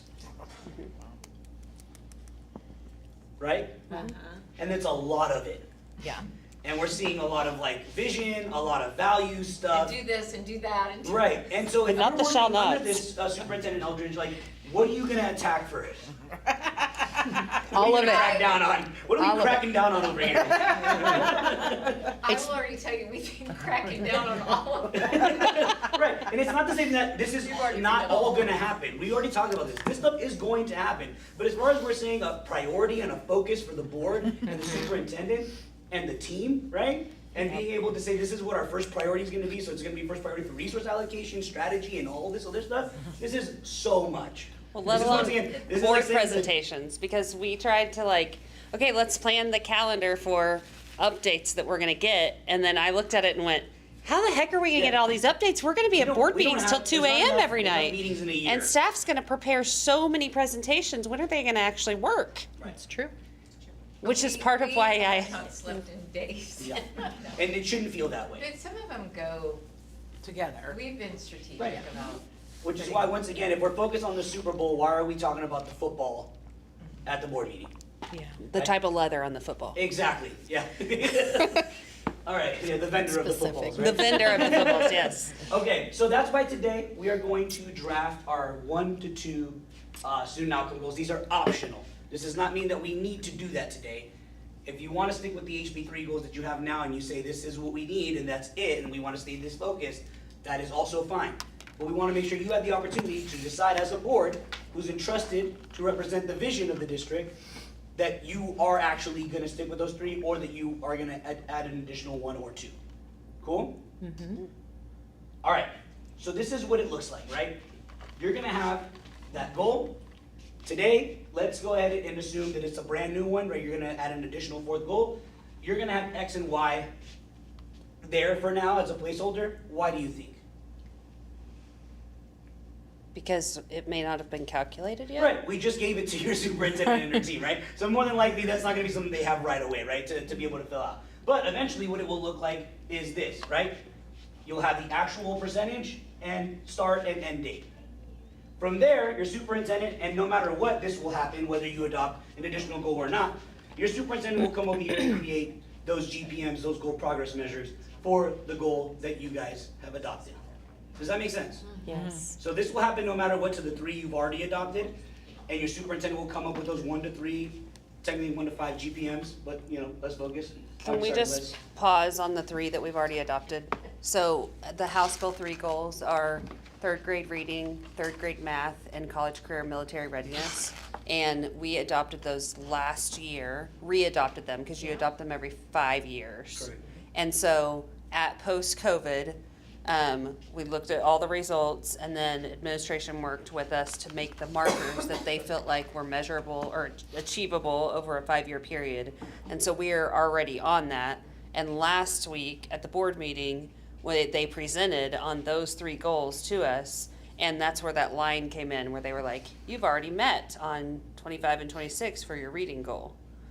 So just making sure all the. Perfect, yeah, and we'll because we have show new- them right now too. We have Oh, 3 you do, goals okay, up here. Yes, sorry. we do. No, Didn't you're mean to totally steal your fine. thunder. No, please. And so, this slide here is, we made this because it's oftentimes really hard for trustees, right, us, when we're at this level, right, we're on the balcony while everything's happening on the dance floor, right?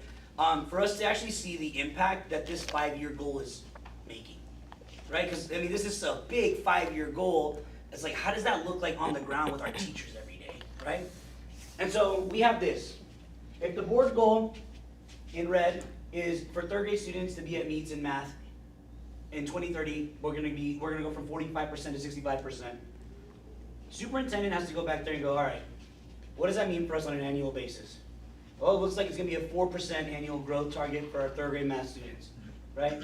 From there, central office is gonna go ahead and create all those targeted strategies and interventions to make sure that those 3rd graders have what they need to be able to do that. Not only that, but if you break that down, that's gonna be 76 students annually to achieve that 4% target. What does that do to you, just knowing that this piece of information right here? How does that land on you guys? Confidence. Why? Because I know that I'm up on the balcony, but it's being transformed or transferred all the way down. Right.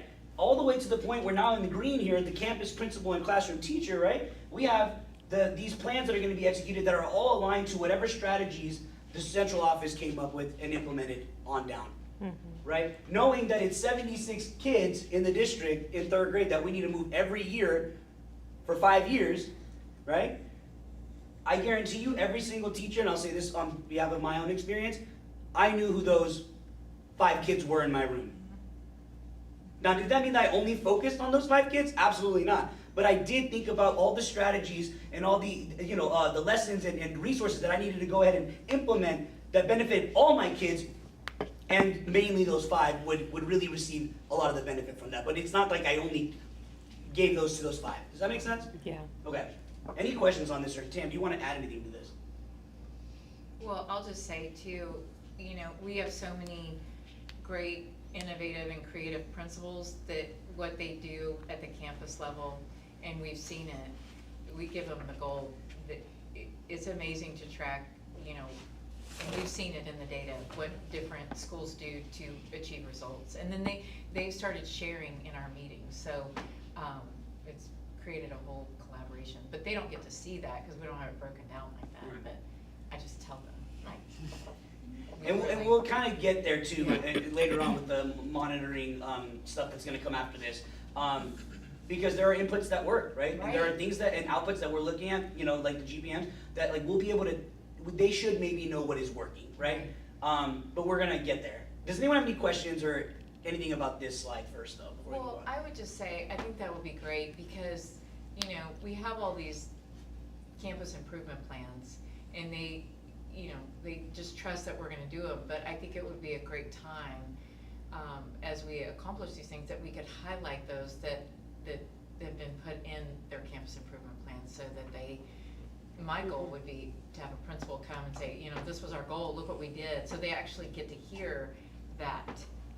And Does that we make will- sense? we will I mean, that's definitely- just how yeah, my mind works. I hear you. Like, it's not me just saying, you know, we've all accomplished, but if you give people goals, they're gonna get there because we're monitoring them. Right, exactly, right, what's the phrase, You're not just one what gets measured gets done, right, Yeah. what gets measured gets done, absolutely. I mean, we can all translate that to any of our professional activities, is like, when you know exactly what you need to do to hit your goal, not like move kids, but, or, you know, whatever it is, it's 4 kids, it's 5 kids, that makes it so much easier to direct my activities as a professional, Yep. to know exactly what I need to do, right? And I think that is so important, because it does mean it's targeted, it's focused, but it also feels really good as an employee trying to achieve something, to know exactly, you know, what the, like, the threshold for good is, and be able to, you know, wake up every day knowing, like, you know why you're doing it and to what extent.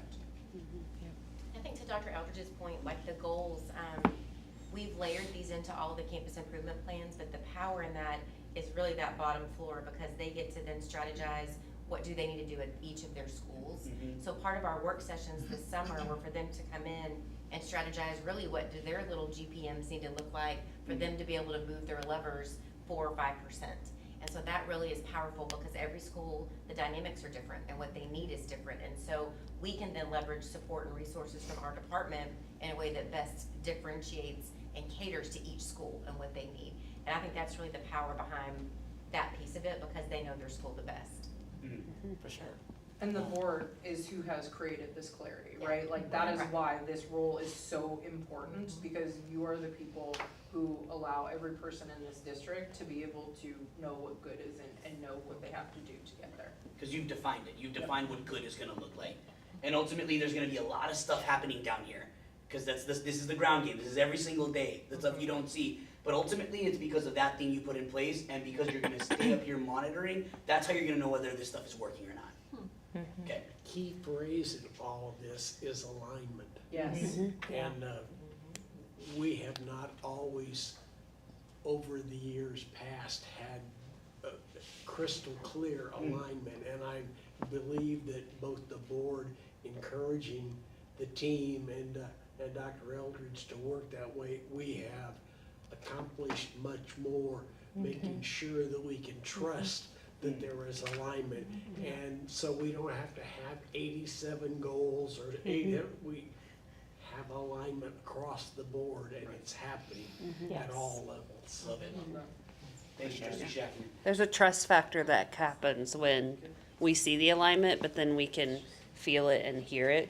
I mean, even what you were saying with like principal chats about the goals to accomplish, like how empowering is that also for them to know that we're real humans and we're like in it for them too.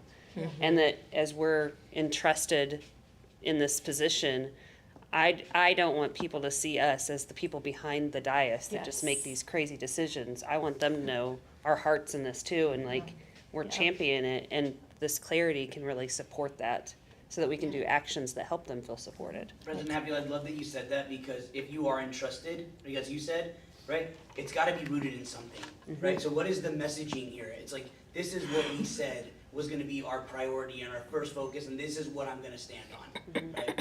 And that's true for us as a team of 8 too, like, this is what we're doing, this is our expectation, and we all speak the same language, cause that's Yes. what it needs to be. Yes. Absolutely.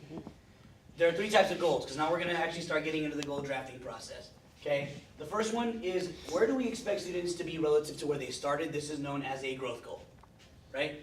And if you read that, it's very simple, right? We're just saying that students in third grade who were below grade level in STAR the previous school year, and who grew at least 1.5 grade levels through the course of the current school year will grow from blank to blank, right? That is a growth goal. We're expecting growth from last year to this year. Does that make sense? Mm-hmm. Awesome.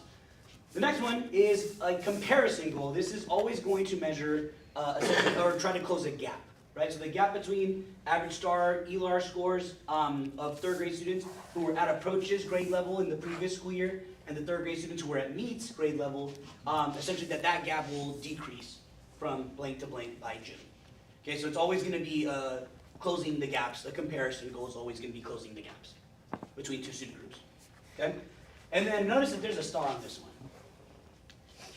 It is proficiency. Super Bowl. The Super Bowl. The Super Bowl, right? The Sure. Cowboys are back. This is not to say that this is the correct one or anything like that, but the proficiency goals usually reign supreme, and it's because it is just an objective measurement of whether or not we met the threshold or not, right? Are our students proficient in this thing as defined by meeting the standard? So those are our House Bill 3 goals. No. No. Well, yes, sorry. I thought you meant these three. I was like, no, Yeah, these the are not here. proficiency. Yes, all of your Okay. household doing goals are proficiency. We have met the star on Right. those. And usually we show these because like it is important for y'all to know that there are different types of goals, and these are essentially aligned to the accountability system, right? Which is a measure of either growth, comparison, or proficiency. So usually there are some boards and ultimately superintendents who also like to leverage some of these in their GPMs or whatever it may be, right? But this is what reigns supreme, and usually this is the one people pick. And I'll just add one thing, which is to say, you will notice that these all incentivize different adult behaviors. Right. It's all about growing students, but the incentivization of how adults strategize and show up is gonna be a little bit different. Exactly. Any questions about this? All right. Now, what are these three things? Hours. I was gonna say, Trustee Gilman, you want to take a guess at what these are? These are the goals right here. For CFB ISD, you have your early childhood literacy goal, which is focused on which grade? Third. Amazing. Your early childhood math goal, which is Third. exactly, and then your CCMR. Okay. Old. What was that? Old. Old. The old kids. Yeah. Exactly. All the elder students. Yes. Very good. Any questions about your goals now? As President Hatfield said earlier, these are all proficiency goals. And the first one where we've already met 25 and 26, but we haven't met the 2030 goal. So like our goal maintains because we're ultimately going for the 2030 goal, not just the annual goals. Correct. That is correct.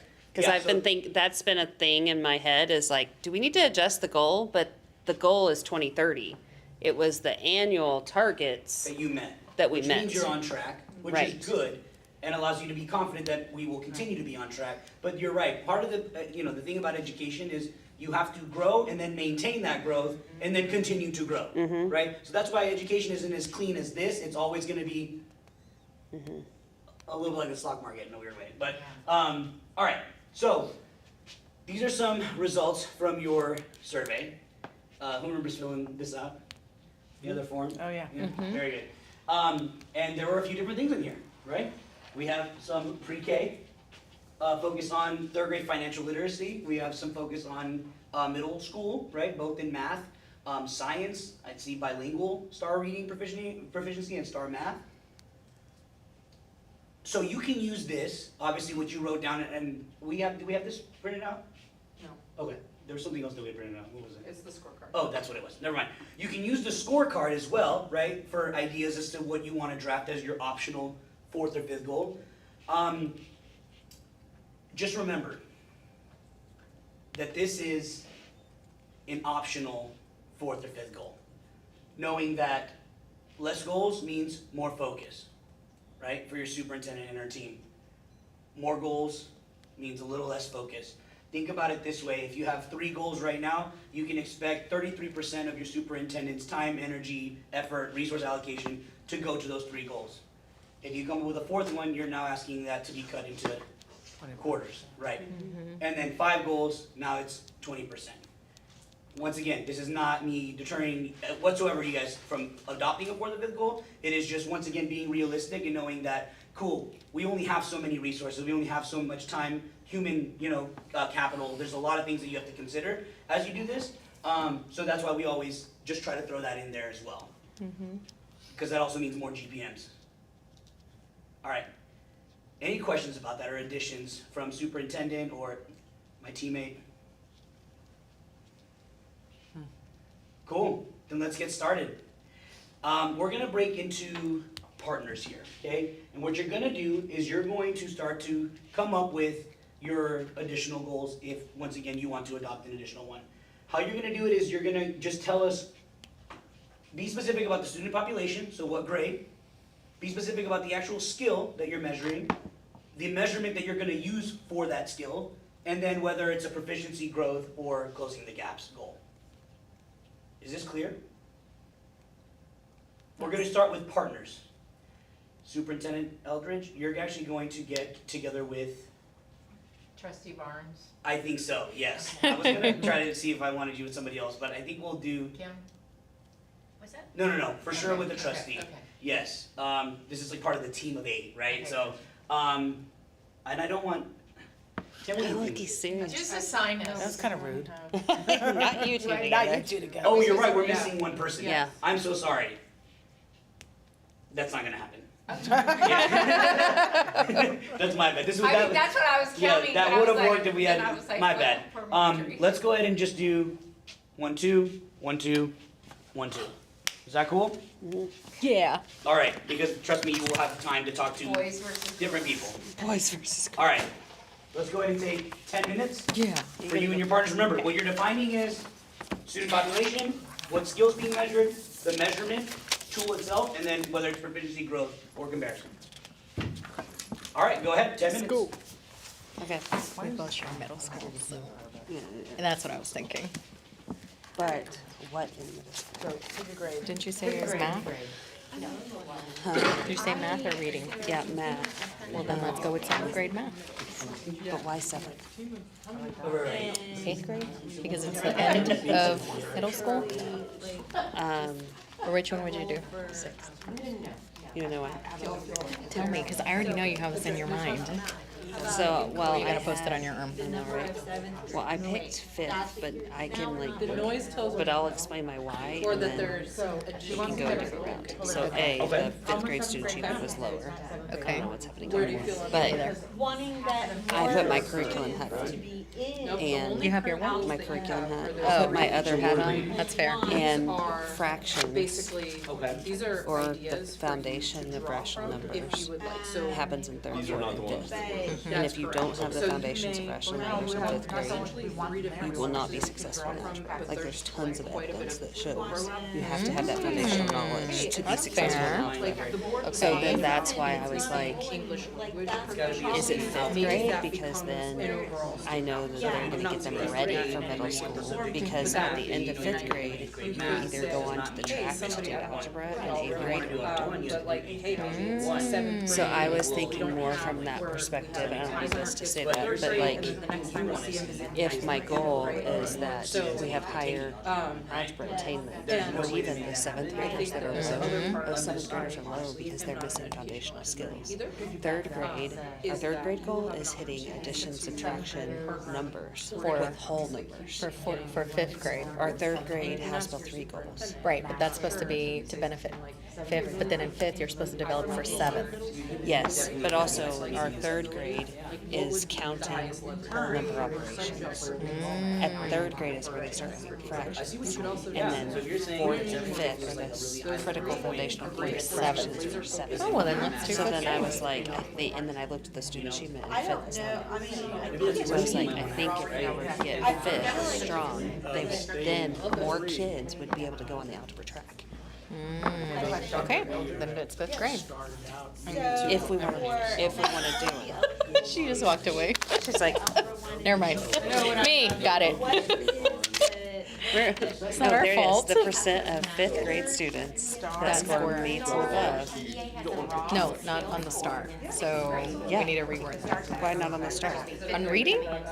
No, it'd be math. Oh, right. Star math, right? It'll be on the advanced math track. And then from sixth grade to seventh grade, they basically either go into the advanced math or they go. Stop into it. You know how in our seventh grade, our data is this, there is 64% She just told me that. are already in the algebra. So it is based on what they have taken prior to. But I would wanna that know advanced math. if administration So would it's agree kind with of this. Put on that trajectory. Well, then we can ask him. Well, and what's interesting, if you wanted to really play the accountability game, because superintendents have talked about it. Yeah, and You would go ahead and, I mean, even though their score says that they can go take algebra, then you're all successful. It doesn't mean you're successful. That's right. And so. It's a whole game within a game, because your cut score says you can go, but now, you saw it also skews our data. So see, parents. I don't know if you knew that, but I talked to Stephanie about it You must extensively in go Dallas. to advanced math. We all kind of talk But about, parents can opt out of. Yeah. do you do the right thing for kids? So they're thinking, they're thinking about seventh grade. So basically. But I have a different So vision. they're basically, They're like, our seventh grade data is low. Reaching the AP3 goal We're gonna get with them in and I'm gonna. grade. That is going to create more students. oh gosh, I'm pretty sure we have the same goal. Proficient and able to I think they Like were in going for life seven. or? Well, yes, that, but this is what she's trying to talk about, But they're talking about seventh, I think. which That's is, great. But I'm But- not talking about seventh. But You're gonna High be. success rates in algebra, but Yeah, what you no, would we're be careful gonna, about you is can either fight in the parking accelerating lot or do too rock, quickly. paper, We're gonna scissors, that's go our rock, overall paper, consensus scissors. here. or fight, I mean, no recordings out there. So if they're not matching the Well, but eighth this grade is, math, I they're not love ready for this algebra because one. like, So this see, is you how do not want we to generate accelerate buy-in, right? And that's what's And then happening. I know that you two are gonna ask these questions, Their- but it's their like, cut score okay, says well, they're what's higher eligible. leverage? Is it 5 And or we is it put them in 7? there 'cause we're like, How do we know? you're eligible. Well, But and then you miss eighth that's grade what they're 'cause you talking took about right now, algebra one. Yep. so. Yeah, it's true. But And that with should, algebra- because the, eighth and we'll grade say math this is- out loud, but like, So we have to figure out, every what do we person do? in What's this the right thing to do? room I'll tell should you, be able to math right stand up now, in front of your community and the third say, grade we score adopted every an year is additional goal in it's fifth weird, grade because math. we were within Is that what we have? 1% Fifth grade math. And it was hard. The reason that we did that was because X, Y, and Z, and we know if we hit this, that's what it's gonna be. Like, that's the level of confidence that we want you to have in this, in terms of taught and skills. That's where. It's predictive. She's got some kind of folder or something ready to go. Her, I have something else. Me, I feel like let me you pull always my have a algebra folder. readiness data. She brings show a you. trifold out. Me, like, I'm so what? glad. Where did you get that from? It's right here. I actually have a trifold in the back of my car if you need me to bring that in for you. They don't- Oh, we already got it done. So our, Which grade? Scores for Oh, this fifth grade. Oh, interesting. Is that Because you of want the this. cut score to go into Seventh advanced math? grade. because fractions is a central, fraction understanding leads to greater success in middle school I math, think as they're pretty fraction much Okay, everybody's Is- done, so let's. Are you is they're a done too? gatekeeper to algebra. Well, in math. All right, let me just make sure. Hey, are And you is a guys? central feature, fractions are a central feature in math. You're studying this right now, so it's all fresh for you. No. Okay. I think that's, so you like, that's our priority. I thought they were done. That's the 1%, which is why we're moving to the new adoption. But our seventh grade data would go up also, because So I'm gonna fractions give them is that. the knowledge we get for algebra. Okay, so Kim, I want are one. we doing a goal or are we saying no? I have a feeling it's gonna be our same goal. Yeah, we're gonna go that direction. And we'll argue it. No, we're gonna argue it too. I can't wait, what are we arguing? All right, ready? Ready? No. We got everybody done, which is awesome, right? Now it's time to try to have some consensus here of some sort. We're excited. So What we're do you gonna got? go ahead and do quads now. Okay? How are we gonna So, have quads? oh, you're right, we don't have, we're threes, groups of threes. So we're gonna split. Yes, you're definitely gonna split. Both of you guys. Knew it was coming. Let's go ahead and get Okay, you need me to write Yes, it? I need you to write it. President Hatfield over here. And I actually want There you go. Trustee Gilmore and Trustee Brady to switch. Okay. Yeah. Oh, you don't get to argue with you. This is how we build consensus, y'all. We're create lifelong enemies. Or, yeah, one of the two things is gonna happen tonight. All right, are y'all ready? Another 10 minutes to have this conversation. Taking If this you one. finish early, Okay. we'll wrap up, but go ahead, you have 10 minutes. All Are we right. having the same, it's the same conversation? Same conversation, exactly. We're already debating, right? Yes. Okay. And you can come out with 1 or 2 from this conversation. Okay, so this is the conversation we were just having. Or 0. Yes. Similar. Or 0, that's right. Forgot about the 0. So Randy and I were like, don't rock the boat. This is the score that determines whether you are an algebra or whether you abstract math, so it's If you would do anything, maybe the 8th grade. right, so this is what this 5th grade score is. Why 8? Tracks you. Right now, we have 64% of those kids. So I was trying to think back when I looked at all the Not how many kids scores. take it, but how well 8th they're grade stuck in my head. So our actual score. What about for you? We looked at Okay, eighth grade, so I fifth grade score in algebra am 1. of the opinion Or at the moment a that geometry score, we, right? Because based off this all in the middle conversation, gets of how We've you got kids taking reach algebra that one, 8th we've got grade kids taking algebra math, one. that So, actually we look just at- achieving the 3rd grade math goals And that will tracks them. impact the 8th grade math. tell you why. She And then further on. That's where they learn. So if we're actually meeting or mastering in 3rd grade and continuing that, then that should So allow we're for sure more I'm measuring students it. being successful in 7th. I mean, yes, we or probably keep it in 5th being grade, prepared third for and fifth algebra. grade too. Okay. The only other It's thing we, a leverage, like a leverage point, well, because you're right, if they're not gonna do one Introducing, so what would yours? So mine is 5th grade because the foundational knowledge that gets into 3rd grade, and this is where my math background then you're comes looking in, at. is all whole numbers and whole number But operations. some are on the course, and some are 3rd not. grade is the foundations of Right, fractions. so we look at And 6th grade math. fractions lead to greater success in middle school math. Fraction knowledge is characterized as the gatekeeper to algebra, and fractions are a central contributor to future math achievement. Well, and that actually aligns, so that actually would take it to where, because those decisions are made in 5th grade, whether they advance track or not. So that was So ours, was If you 5th. have that goal for 5th, then that will link Correct, because more students will be at needs and will be better foundationally with fractions. So if they go into the track for algebra, or if they don't go into a track for then they will algebra, still be they're more still going to be more successful in rational numbers. And we will have higher numbers meeting for math Correct. in 7th grade. 8th So grade. I was like toying between like, when we were toying, she was like, let's do 6. And I was like, well, 7th grade achievement was low. And I was like, but it never started in 7th grade. It's almost like a 2-year But then I went curriculum, back so to like the you have to GPN, and I was like, well, do we want to say 7th? Because then they can make full progress measures, but I was like, they told us not to analyze it like that. Like, where and I do we was want to see thinking it? what's happening in high school. That's why. Right, so, but what's happening in high school with algebra and algebra 2 starts in 6th grade. And like 5th grade, that's when they learn addition, subtraction of fractions, all the foundational fractions, and then they go all into rational numbers in 6th grade. So, I will open it up to anything, I'm flexible, but that's fine, like I'm The other thing, the only other thing we really said was, this is really the first year, I mean, we're already doing well in 5th and grade. it's over 5 years. 6, 7, 8, So and 9. why don't we hold steady for another year or 2 and make sure we mastered it, and then add to it. because I want to stay. Good. She made a good argument. She actually changed it to 5th grade. Instead, Would you like to know maybe why? I do have a goal Okay. No, and to me, if we are measuring that I can get lower behind. echelon of those two, and they're doing well. Because it still gets to it, but They all it's said in a math, Not just right? the advanced math pathway, our 7th graders that are severely underperforming, and the district keeps saying, well, they're underperforming because we put so many kids in algebra. That doesn't mean those 7th graders shouldn't be successful.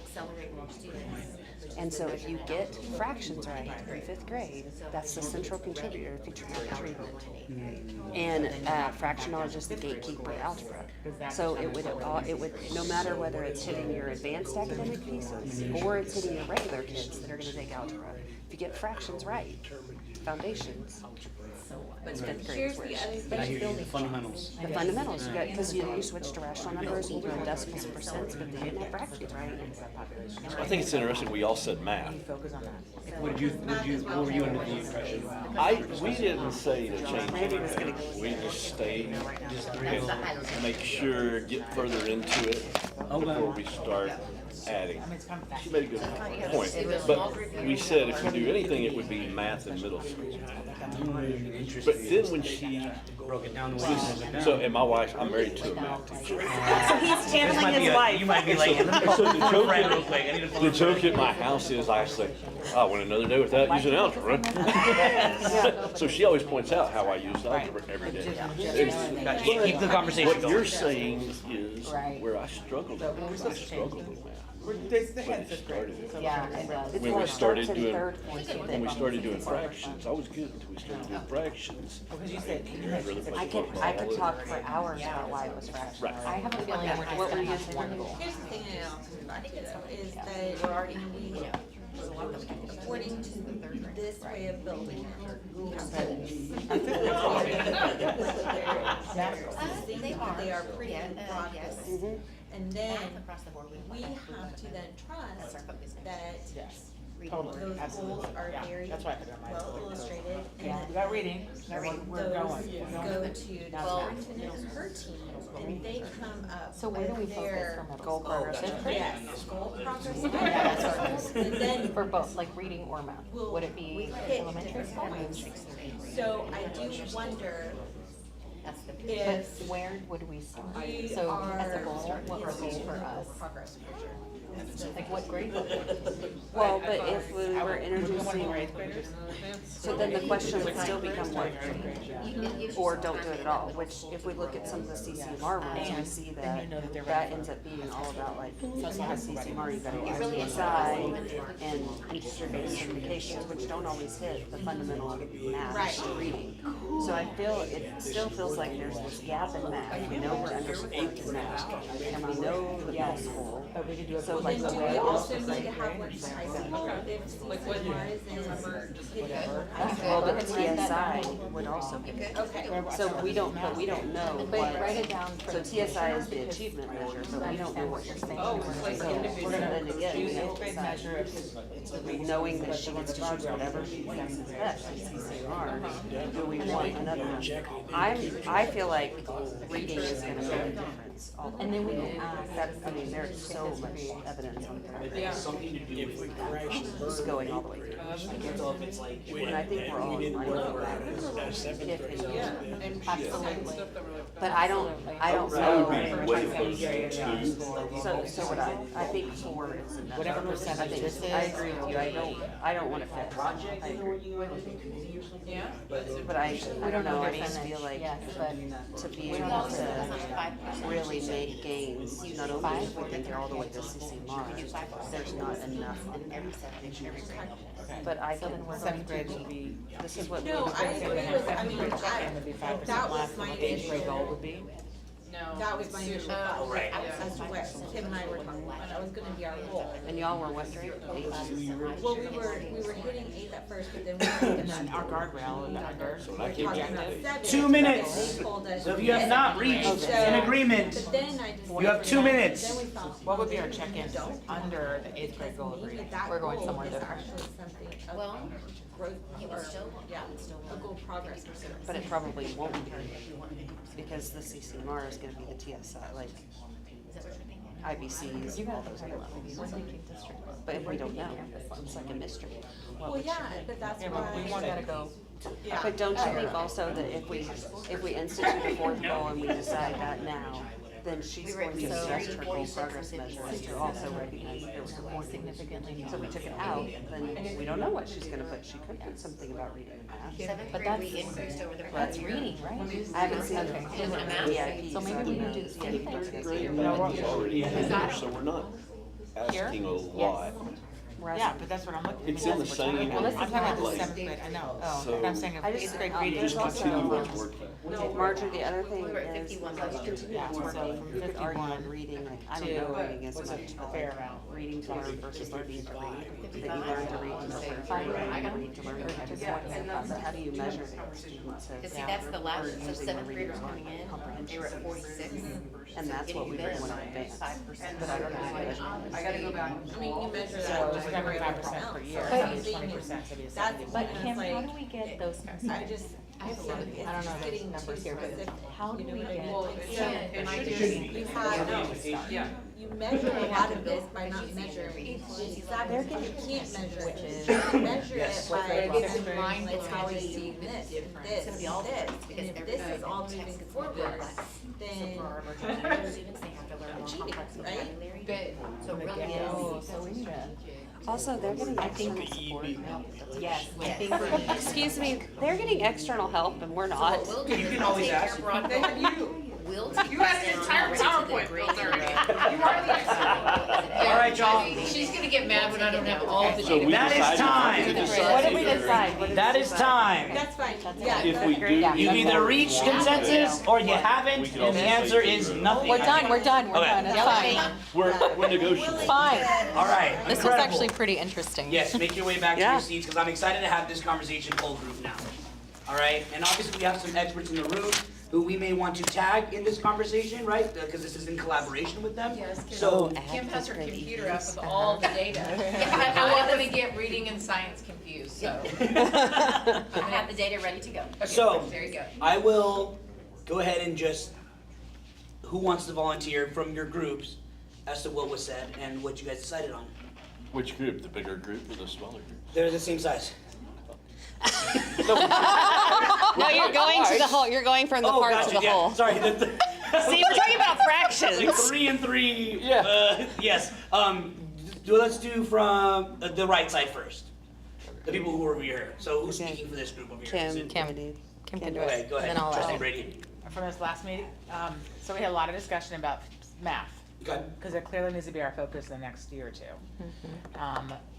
Because we've been focusing on reading, which we've done a great job and made great progress. So Yes. what we ended up with at the end there was something Here, about fifth pass grade. this down. I'm Thanks. sorry.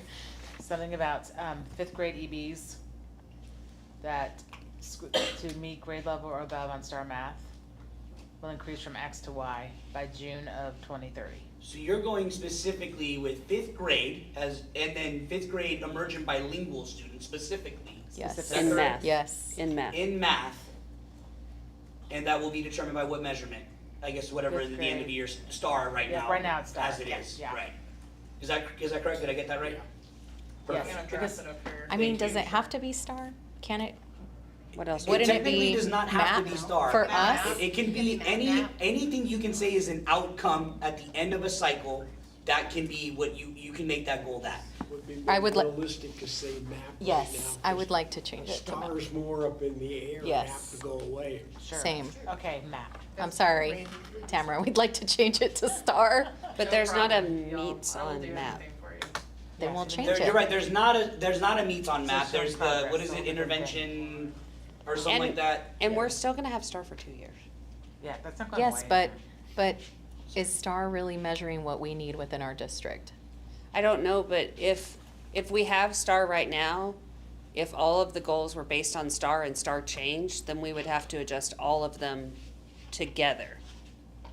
Versus like, we adjust these, but not these.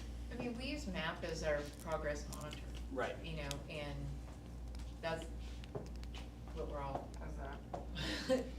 She's like, I'm just gonna type it out for you. Percentage of 5th grade emergent bilingual students achieving proficiency on a TEKS-aligned math assessment. That's fair. That could be whatever's in the future. There we go, thank you. Absolutely. We'll increase from blank to blank. Okay. Okay, but again, if it changes in 2 years, the percents are gonna change when we change the measure. So if Right, we, it is if we just say right. a TEKS aligned math assessment and right now we go with, I don't know what, not the star. Correct. And then it changes, we're gonna have to redo it again because the percentages won't match. Correct. Realistically speaking, not realistically speaking, that is true. You'll have to recalibrate because Yeah. you don't know the level or if it's going to match the exact rigor or whatever it may be. So you might need obviously a new trial run to see where you're going to be at, and that's going to be understandable Okay. if there's a huge discrepancy, right? And your superintendent comes up and says, "Guys, we need to probably entertain the idea of changing the targets on the goal because we have a new assessment," and you guys would probably say, "Yes, we understand why we need to do that." Does that make Okay. sense? Yeah, that Yeah. makes There's sense. precedent for that, right? We saw a lot of districts who were noticing that MAP was not translating into the STAR results, and so they went to iReady and then had to recalibrate all of their metrics because those are apples to oranges. And Right. that is an appropriate change to make, given That helps. circumstances. But, So, Joey, so here's my bigger question, like, Yep. so could we have done this like with attendance? let's just say or do we have to keep Is that it a student to- outcome? I would say it's highly correlated with It is student highly, it could be highly correlated, that's correct, but is it a student outcome or an input? Or output, an adult? Because input, if they're output? not coming to school, it's gonna show on performance. True. Right. Now, if that's an explanation, right, as to why they saw low scores, and we saw a 30% decrease in attendance, you know, and then ultimately, this is the hard part too, is like, back to the 80% influenceable, right? Like, how much control does the superintendent actually have over, Attendance. you know, like a second grader, first grader getting to school? If you have the systems in place, like buses and everything else is going, like how, you know, how much more can we put into resources to get, besides, you know, Dr. Eldridge going to doors and being like, we're going to Hey, I've implemented court. Like, we have a good system, but. Right, so that's the reason why attendance is just a little bit like unclear in that way.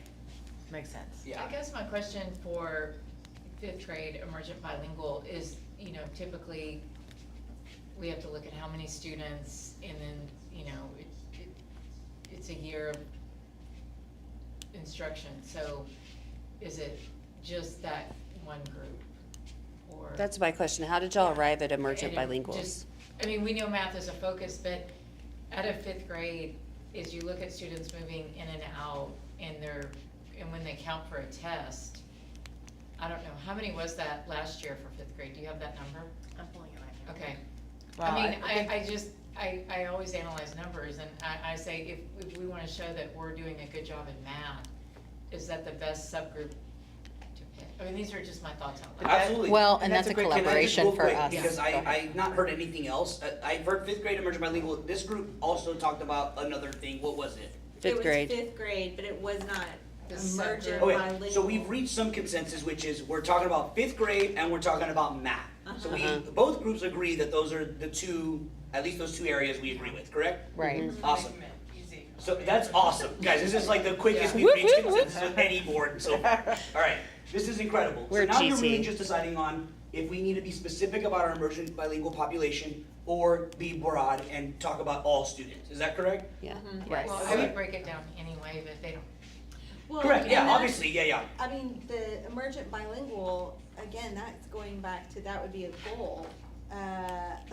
Oh, wouldn't that be a progress GPN, measure? Goal Yeah, it would progress be a measure. goal progress measure. Because she would, with her team, be able to look at the data and go, okay, well, in order to bring this up, I mean, it's just what we talked about. In order to bring this up, I'm gonna really have to focus on this group and this group. And everyone will benefit from it, but these are the groups that are gonna help me achieve this goal. And So she may what not we choose do that group. is- Tamara would say. That's all that I will remind you, Right. which is Tam's reminder to every board, which I That's love. why we look at the data, like how many numbers of students was that last year? How did they do? I mean, we're not gonna leave a group behind, but Right.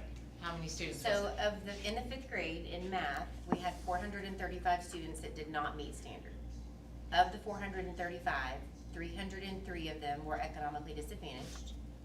Of the 435, 239 were limited English, which could have been an ESL student or an emergent bilingual. So we typically focus on those two subgroups because it usually hits the majority of the kids that we know. We're successfully getting about 75 to 80% of our kids across the finish line every year in almost every subject-ish. If that 25%, that's what we're missing. Which is why we chose EB. Right. Because we felt like measuring and keeping track of that goal will give us a good range to say, Yeah. this is gonna make a positive impact to us. Yeah, we But- felt like to run the circle around that would be fine if we can get those students from X to Y. If Trustee we, Barnes made a if we face. put fifth grade, we would put one, At me. two of those two groups. I mean, that goes back to my point that it's like we talked, you know, that's the part that she and her staff would come up with. And obviously, you knowing this, that's what she would come up with. Yeah. But we're just looking for, we're broader, and then she's taking ownership of that goal and figuring out how to achieve it. So this is where we feel divided. Right, and this is the part where we feel hey, look, divided. we're talking about like students right now, whether, and like, that is the best conversation we could possibly be having right now. But can we pull back out of like, why was fifth grade important? Because Sure. Yeah. if we pull back out to like, we all chose fifth grade. And so fifth grade, from the conversation we were having was fractions, and fifth grade is a big component of fractions, is a central math contributor to algebra readiness and algebra success. So wouldn't we want all of our fifth graders to be successful? And if she chooses that to get all of them, it's gonna be EB, then like Ms. Barnes said, is like, if we limit her so far to like, you can only focus on EB kids, then what are her goal progress measures gonna be? How does she have the flexibility to make the best decisions? Because we would look at just what Kim said, like I always ask her, okay, let's think about how many did we have, how did they do? We set targets all the time doing that. I mean, we're data analysts to the nth degree. And I always ask the questions like, I mean, fifth grade is important, but what are the two groups that we need to focus on? Because our economically disadvantaged, whether they could cross over or not, is still a key indicator to the next level of measurement. And, you know, we would put those as goals anyway, just based on the numbers she just told me. Yeah, and I think kind of on the heels of the audit that we had done, those numbers we would then break down to see the percentage of kids from our TELPAS who is at beginning levels, intermediate, advanced high. If we find that to move these numbers, we need more visuals, resources, boots on the ground of human capital, staff development, training, all those resources that are specific to supporting our teachers to build capacity in them, that could lift this student group. But those GPMs would look different than just a broad goal. Oh, okay. Does that make sense? Mhm. So your GPMs would look a little different, although it could impact all students. But the other interesting factor with fifth grade is that cutoff score for the percentage of kids that will then be qualified for advanced math in sixth, seventh, and eighth, which will get our lift for secondary. The more kids we get out of fifth grade at high levels, we hit that advanced high piece in secondary. And our seventh graders that don't go the advanced pathway are also gonna perform better Yes. because they did better in fractions. Yes, and we'll get more into algebra. It's like that push up. So what I'm hearing just very quickly too is, if you're deciding between whether it's if it's fifth grade overall, right, and not emergent bilingual, your superintendent will go back and have GPMs that might, right, once again, focus on some of these subpopulations like economic disadvantage or emergent bilingual. That's a might, that's not a will, right? And bring these forward back to you to say these are gonna be our GPMs. Or you'll be more specific in your goal now and say we want emergent bilingual or economically disadvantaged in our goal language, and your superintendent and staff will come forward with GPMs that are now lined up to hitting that specific student population. Does that make sense? Yes. Now, knowing those two options, which one do you guys seem to like most?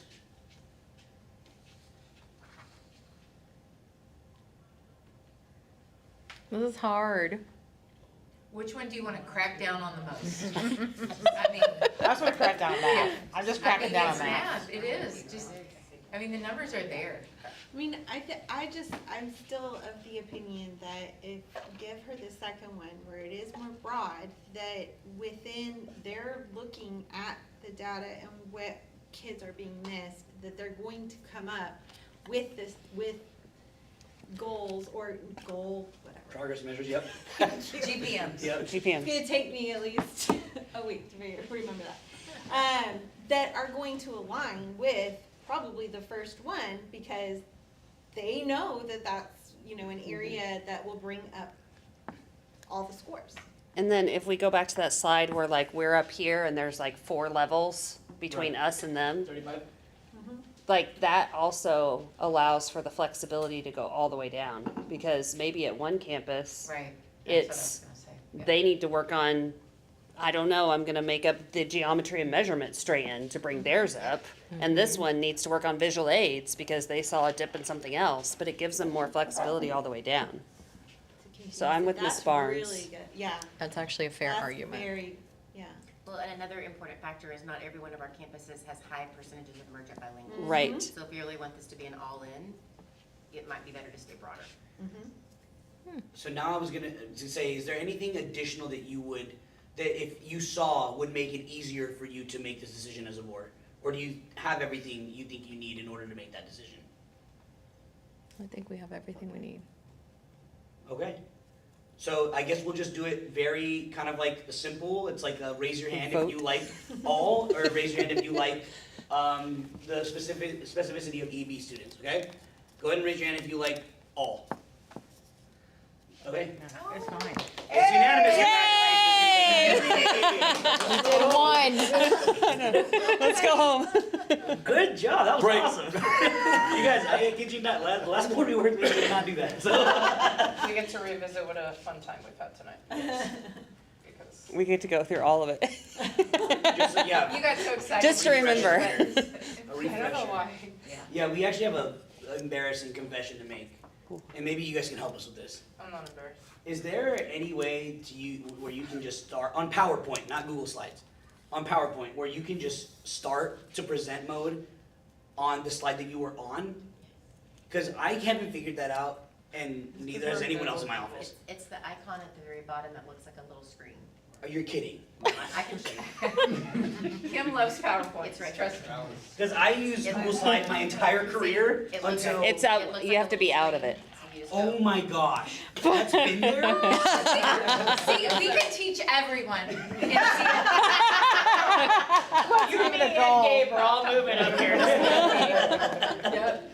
Crazy. All right. All right, well, can we just go look at that one more time? Yeah, you wanna do a nice clap? Yeah, absolutely. Yeah. Congratulations.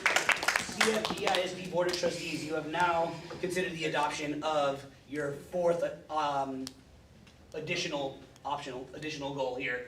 Awesome. You guys, anyone want to read it? Did you want to I read have it, a Kim? question. Oh, yes. When you're, I just have to have specificity here.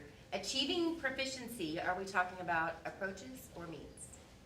We had meets. You wanted Meets, to find yeah. that Well, proficiency. and that Can't would- write meets because it's not star. Because it's not Correct. star. Oh, well. So this is true. the language that We would need be, to find that, it would yeah. be all encompassing. And so if it's gonna be star for now for the next 2 years, then Yeah. maybe we can, but that's up to you guys Got once it. we, I think figure it's that out. gonna be for 2 years. At least. I would probably, yeah. At least. I think this would confuse All right, you're the gonna have to show me teachers. where that I button. got It's you. also driving I me. got So you. It's change right it there to on the star. bottom. That Yeah, is that's fine. crazy. Well, that means everybody's about to watch me have a. You're success. welcome. Thank you. Okay, perfect. Achieving. Meets plus, yeah.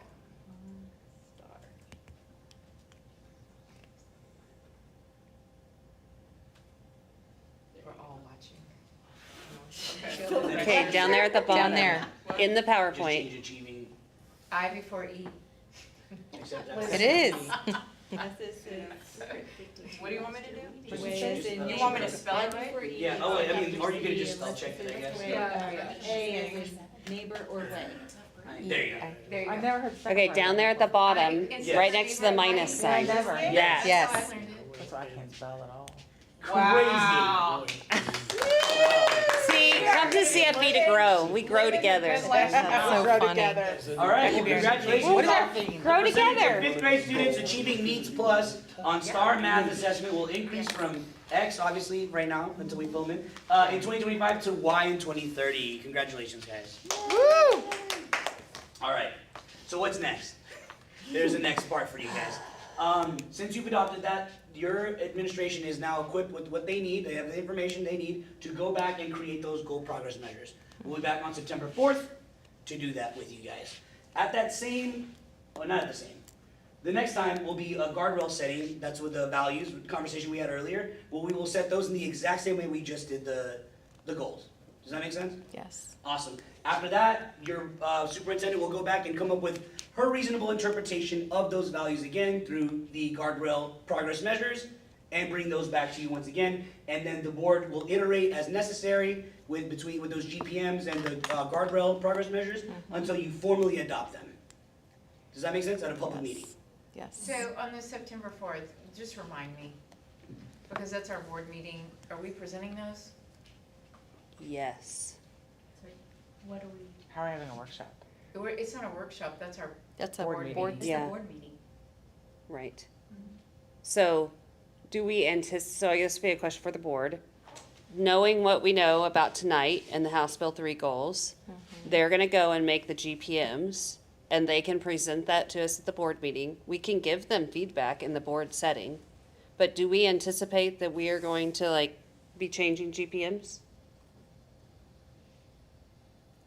I mean, I don't think. Why, if she's the one that's recommending Or them? do we Right. need to do it Yeah. at the guardrail setting? Is that a workshop? Mhm. Yes. Would you prefer That can that? happen I as would well. prefer that because Okay. I think the collaboration is important, and otherwise you're gonna just, we're gonna be presenting, you're gonna be up there, I'm gonna be here, and then Okay. it'll just kinda be awkward, I think. And So- I think it sounded good at the time, Uh-huh. but now I think this. Now that all we've been sudden- through this collaboration. Yeah, I think it'll give my team and I time to, Uh-huh. cause we meet on Tuesdays. We can collaborate. Awesome. And then I think we should, and then we can talk about the guardrail setting too. Yeah. Yep. Because I think, having gone through this, we should just also have some other dialogue about, what we have from CV 2030 that can guide some of this was developed several years ago. Long time And ago. one of the things that was interesting about what we did here is the goals feel very like student achievement focused, but the guardrail setting also feels more about, since it's about values, is like, how do we determine what the values are?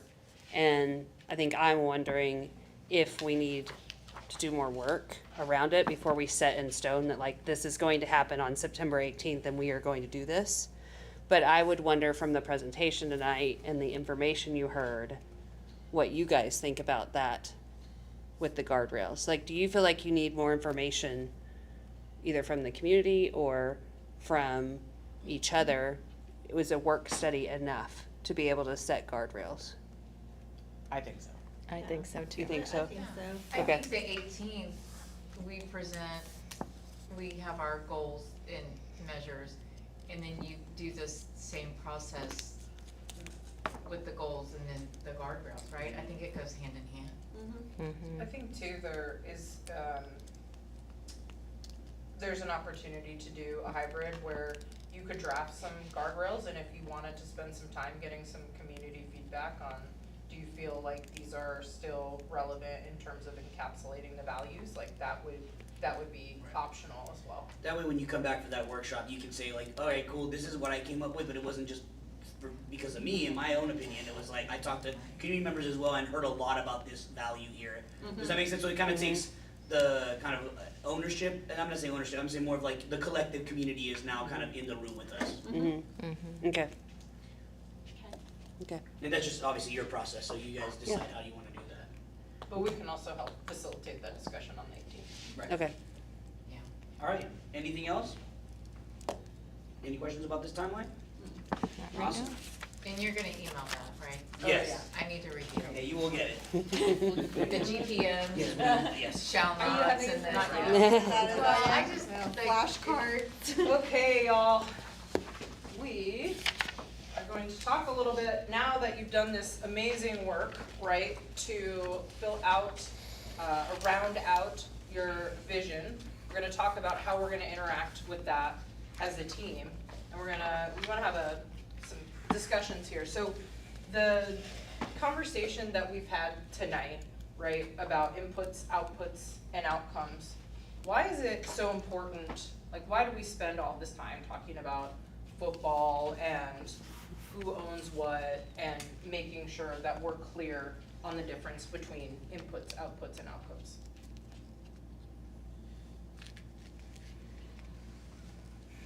To help align us to our role. Yeah. Not being in the wrong lane or having the wrong focus. Mhm. And also giving power to people who, you know, giving out of the Empowering. yeah, giving the power to the people who are really gonna be doing the job and taking the ownership and that. Absolutely. Yeah. That's when we know what we are in charge of and how we collaborate, right? We can all lead better in our respective roles. And ultimately, right, and we're gonna keep talking about this, but these types of role delineations are gonna help you as you monitor progress toward outcomes. And we're gonna talk a little bit about that more.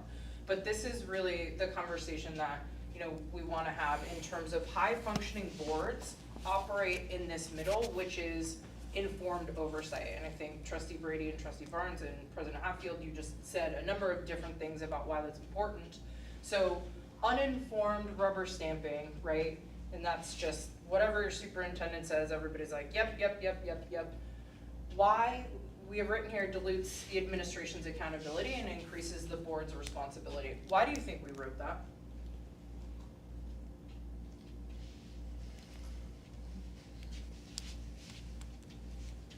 Because it's not alignment. There's not alignment, say more. Well, like if you're just going through the motions, then you're not really focused on a goal. And so it doesn't hold administration accountable, and then it's like we're just making decisions. We just think we're responsible for something, but what were we really responsible for if we're just saying yes to everything? Right? Well, then the administration would know that they're just gonna say yes anyway, so we'll just let them, we'll just do We're what just we gonna do wanna it anyways. Absolutely. Yeah. Any other thoughts there? There's not the balances that there are, I mean, the balance between the district and them doing their job, but also the balance of, us knowing what maybe is going on out here. Yeah, absolutely. If you were entrusted by the community to do those 4 roles, right, is set the vision and values of the community, hire and evaluate progress, approve a budget aligned to the vision and values, and approve policies, and you have just decided that you're gonna abdicate that entire responsibility, then the administration is doing exactly what they're supposed to be doing, right? But the board has decided that, like, you have abdicated your role, which is not what is going to happen here. But when we give up that power as the board, right, that is on us, because we are not living into our roles. So on the other side of the uninformed rubber stamping is everybody's favorite, micromanagement. Who loves being micromanaged? No one. Anybody? Big fans? Okay. So we also have a similar, a similar outcome for micromanagement as in uninformed rubber stamping. Why do you think in micromanagement that dilutes the administration's accountability but increases the board's responsibility? Because we're not allowing them to make the decisions that we hired them to make, Yep. or the superintendent to make the decisions. Absolutely. So Trustee Barnes, not that you would ever do this, right? But if you decided that the Lions needed a new principal over there, and you just tried to tell the entire administration that you had the exact principal for the job, and they were to hire them, and let's get them in the bid. You drove them to work on their first day. Wow, And very then invested. the principal, like the whole, and all student outcomes fell for that high school. Whose responsibility is it? Trustee Barnes. Right. Yeah, we'll fire her. That's She did right. like the cheerleading Fire trustee coach. Barnes. Yeah. So Everything's and wrong. that is why, right, when we say things like, look, I can't imagine that every board has not had an instance, right, where the administration has perhaps brought forward a strategy that they didn't like, or they would have done something different. And if that's the case, then you should go work for the district, because that is the strategic arm. Expert. Because if you as a board are advocating for certain strategies and you are overrunning your administration, if that goes left, it is your fault, Yep. right? So that is why we wanna operate in that sweet spot of saying, this is what we were elected to do. We are gonna ask for evidence that these strategies are working, and we're gonna talk about that every single month, because that is our role in terms of providing the appropriate level of accountability and resourcing without getting into the strategy, even if you are an educational expert. Does that make sense? Yes. Okay, so we have a couple of questions for you on here, and you are welcome to talk about CFB ISD specifically if you would like, but you can only use I statements. Or you could talk about this in broad generalities, like, I think leaders micromanage because whatever. Does that make sense? Yes. You can, okay. So if you want to talk about a certain instance or whatever, you are allowed to, but it can only be in relation to yourself. So knowing that, why, when we see leaders rubber stamp, right, or boards or whoever it is, why do you think they do that. They do it because Done that it's in the easy. past and would like to, you know. Yeah. I, I think they do it because it's easy. When I got on the board, Mhm. I noticed that we were just adopting things that we'd been doing for the same, over the same years, just adopting it to adopt it. Like, we weren't looking at anything new. We weren't actually seeing if I or the other children were actually using these items. And so one of the many things, I'm sure, when Dr. Eldridge got here was like, okay, can you take a look at all of this stuff that we keep saying, okay, keep buying, keep buying, keep buying, and look at all the money we're saving, because we've actually looked into seeing what we're actually using, what the kids actually need, what's actually providing outcomes for us, and get rid of what we're not using. But I can see boards year after year were just, okay, go ahead and buy it, go ahead and buy it. And the district was, okay, well, we want this, we want this, we want this. Yep. But no one was providing outcomes or results from the software, the curriculum, the whatever. So I noticed that when I got on the board. So it's so much better now. Trustee Brady, that one of the main reasons is it's easier. It's easy. Okay. Other thoughts? And I appreciate you being vulnerable and bringing up, you know, your own. Maybe lack of confidence.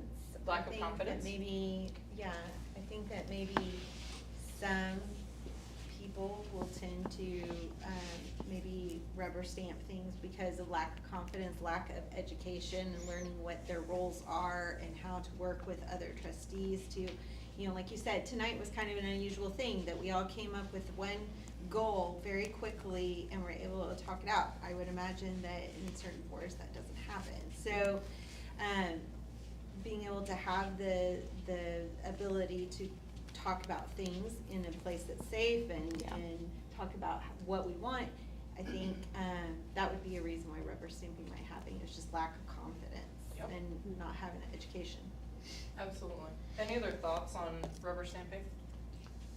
I'd say laziness, Okay. kind of along the lines of what Marjorie said.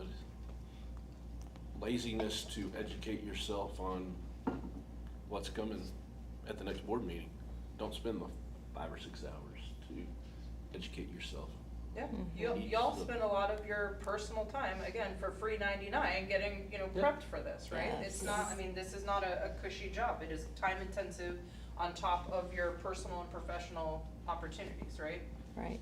Any other thoughts on rubber stamping?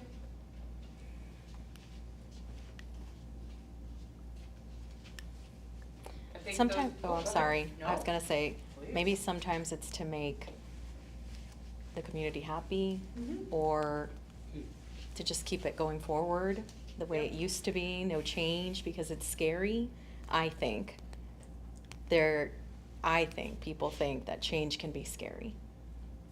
I love that you said that, because that is the hard one to talk about, is being in the role that you are in, right? Both from the administrative side and from the school board side. You are asked to make, great leaders have to make uncomfortable decisions. Yes. And big change and big transformation does not happen in absence of making uncomfortable decisions. And you have to hear about those decisions in the grocery store, on social media, in your personal lives, right? And that's really hard. Yeah. And so it can be easier to just say, hey, let's keep it going. And so I just bring that up to acknowledge that, like, the role is not easy, and making transformational change for children requires uncomfortable decisions. And we know that leaders are great when they make those decisions in service of students. I relate it to what happened at the Dallas Mavericks basketball. Everybody, you know, did protests, turned their tickets in, and we traded Luka.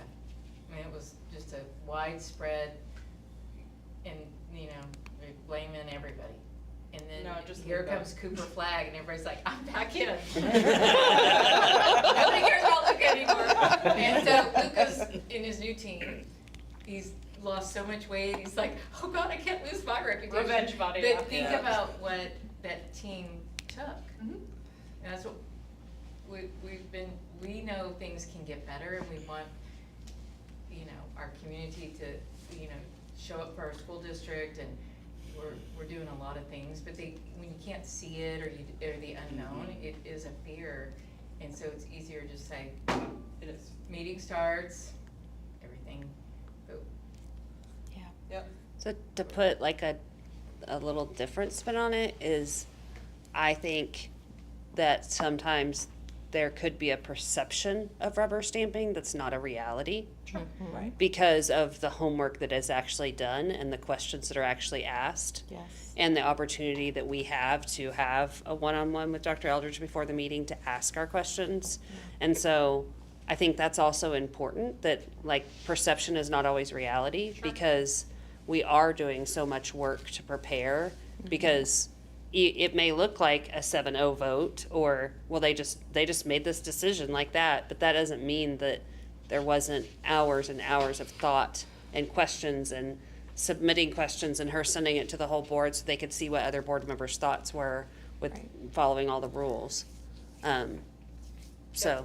Yep, and I thank you again for lifting something else up. And the hard part is, like, perception is reality sometimes, right? Depending on who the audience is. And so I think the question for this board and every board and every leader is like, how do we, are there opportunities to create increased visibility into how we made those decisions and the discussions that were had, right? And so, and I think that's a good question to get to ask. And I think hopefully, through some of the consistent monitoring, some of that is going to come out. And sometimes you've had it asked and answered in the back of the house, and you bring it out to the front to let people know that this has been, and to bring people along with you in terms of why were these decisions made, right? Yes. Okay, let's talk about on the flip side, why do we think leaders micromanage, or if you perhaps have micromanaged in the past, why did you do it? Well, I think that people do that because they think that they know better. Yeah.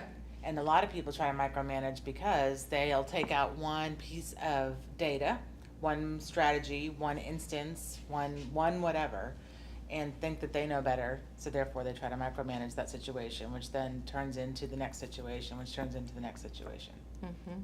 Because they just think they know better. Sure.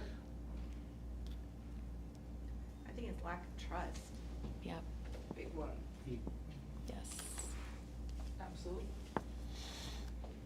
I think it's fear, Fear of what? just the unknown.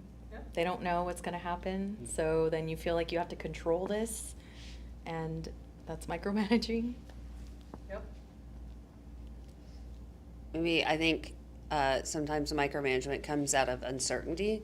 So if you're presented or confronted about something that you can't respond to, then kind of your fight or flight comes up, and you start to fight or flight when somebody comes at you if you don't feel like you're able to respond in a way that they would anticipate you should be able to respond. So then you start scrambling to figure out answers.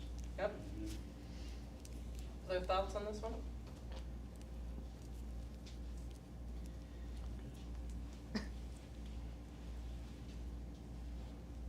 Okay.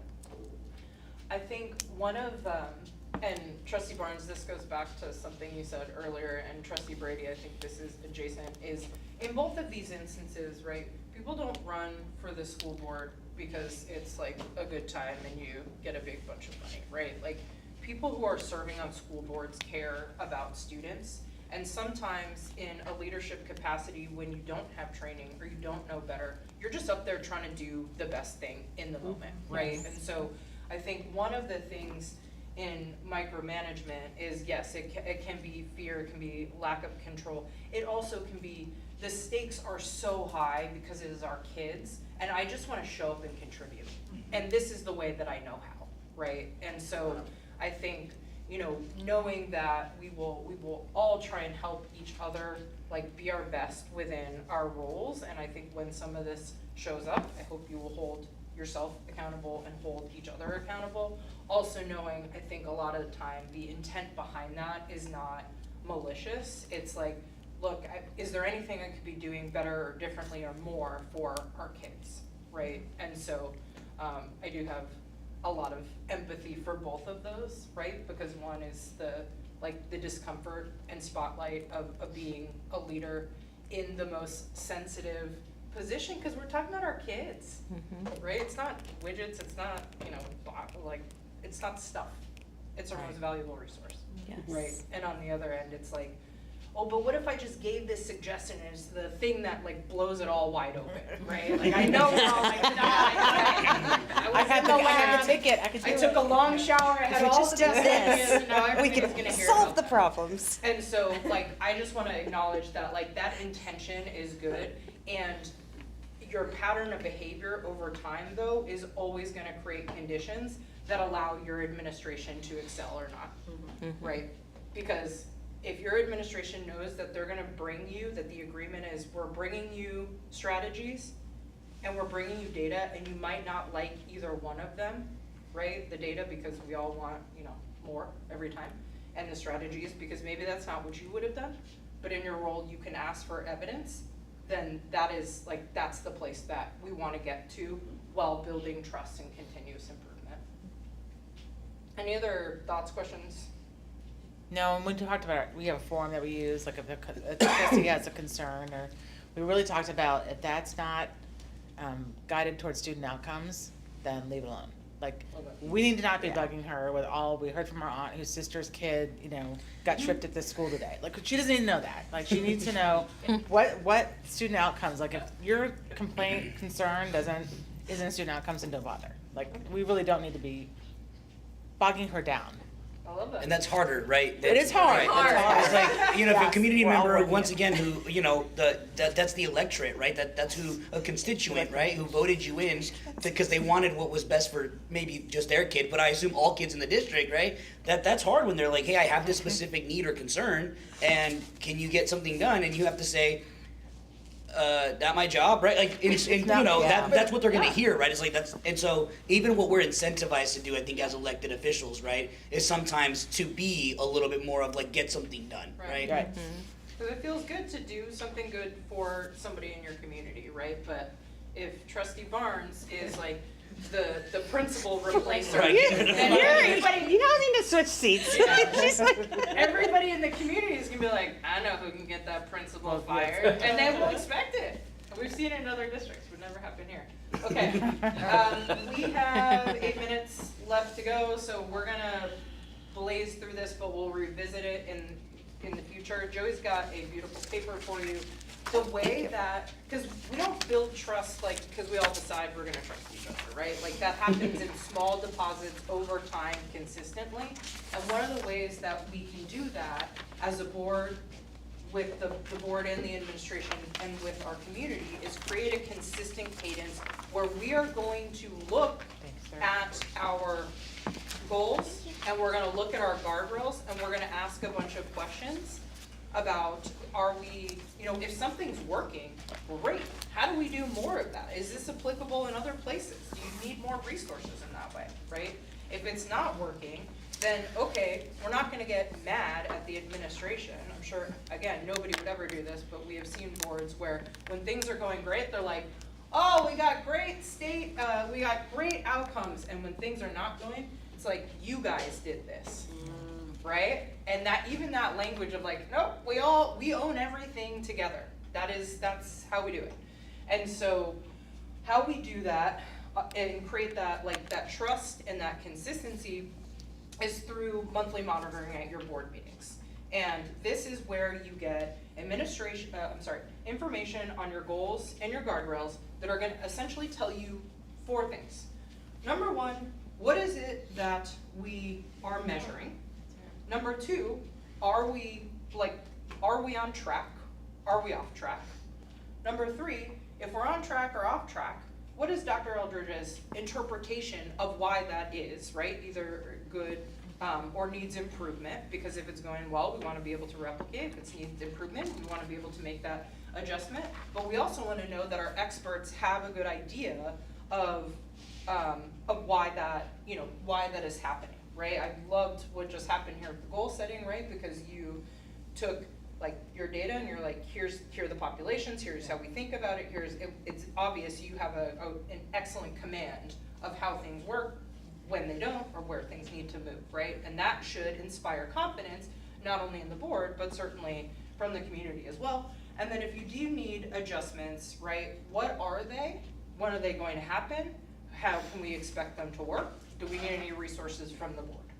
So what that is essentially going to look like, this is just like a quick prototype, you'll see this district was measuring, so the overarching goal is goal 2, and we are gonna be measuring the goal progress measures, because those are our benchmarks, right, that are gonna tell us whether or not we are making progress to our goal.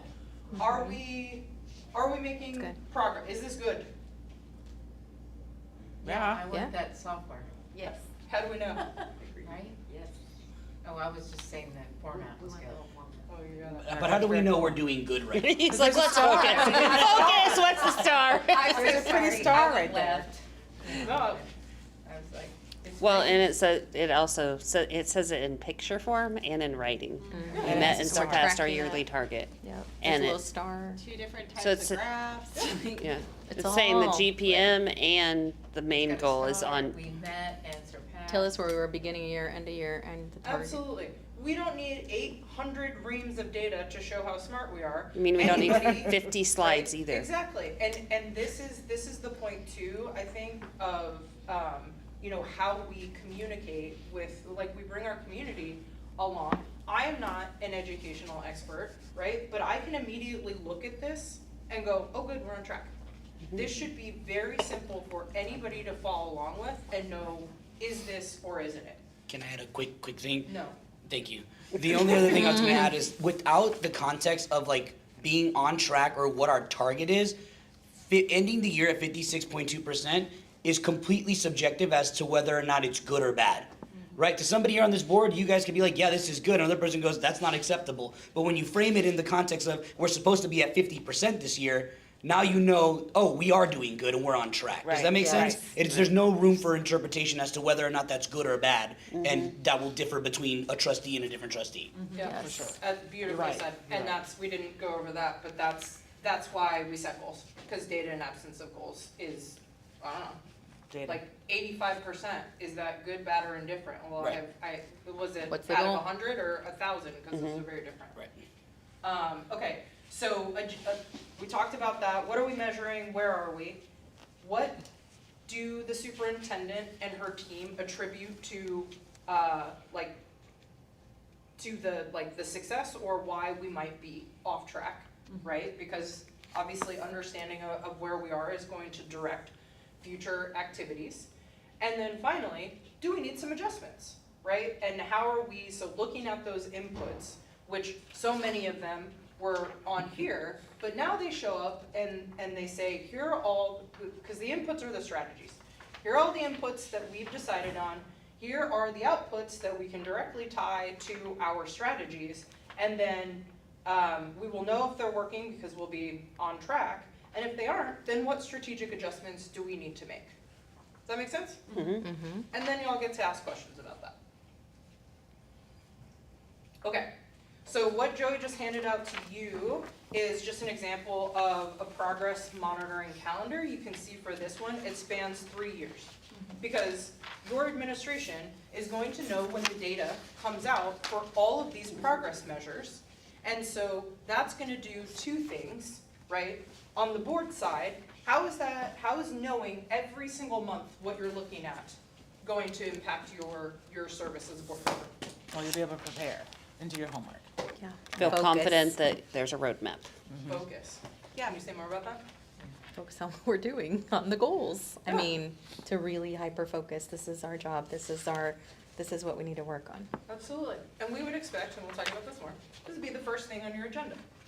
Because when student achievement is the first thing on your agenda, what does that communicate to your administration and to your community about the focus of the board? That's what we value That's what- most. First That's right. focus.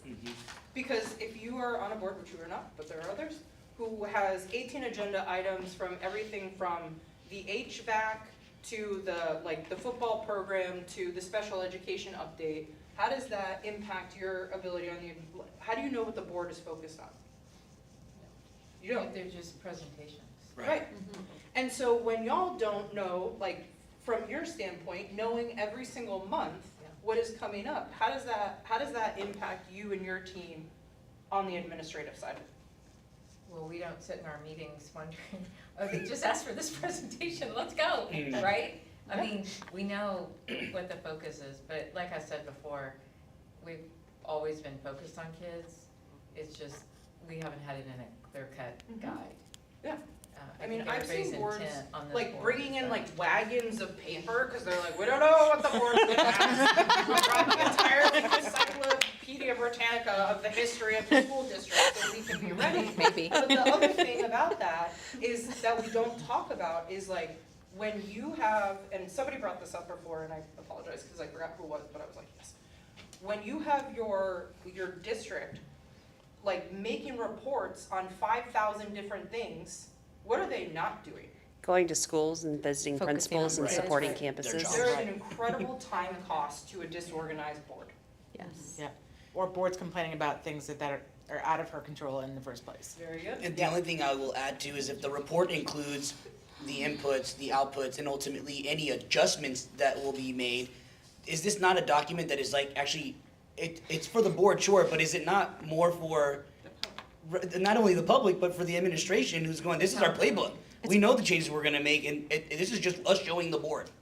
I think there's a lot of confusion sometimes with like reports being given to us and people saying, well, can you really believe it? Can you believe these numbers? Everything can be manipulated, but having the idea that you have the positives, you have the, well, this didn't quite work out, so we're gonna tweak this, and then us as a board being responsible for how we react to that and doing it in a way that's constructive and positive, and we're in a team together, really helps to pull, pull everyone forward in a positive way and really help us all to work.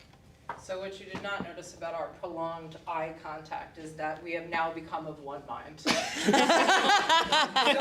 that's exactly right. And again, like, all this stuff doesn't happen in a vacuum, this idea of trust and continuous improvement and all this stuff, that all requires certain behavior.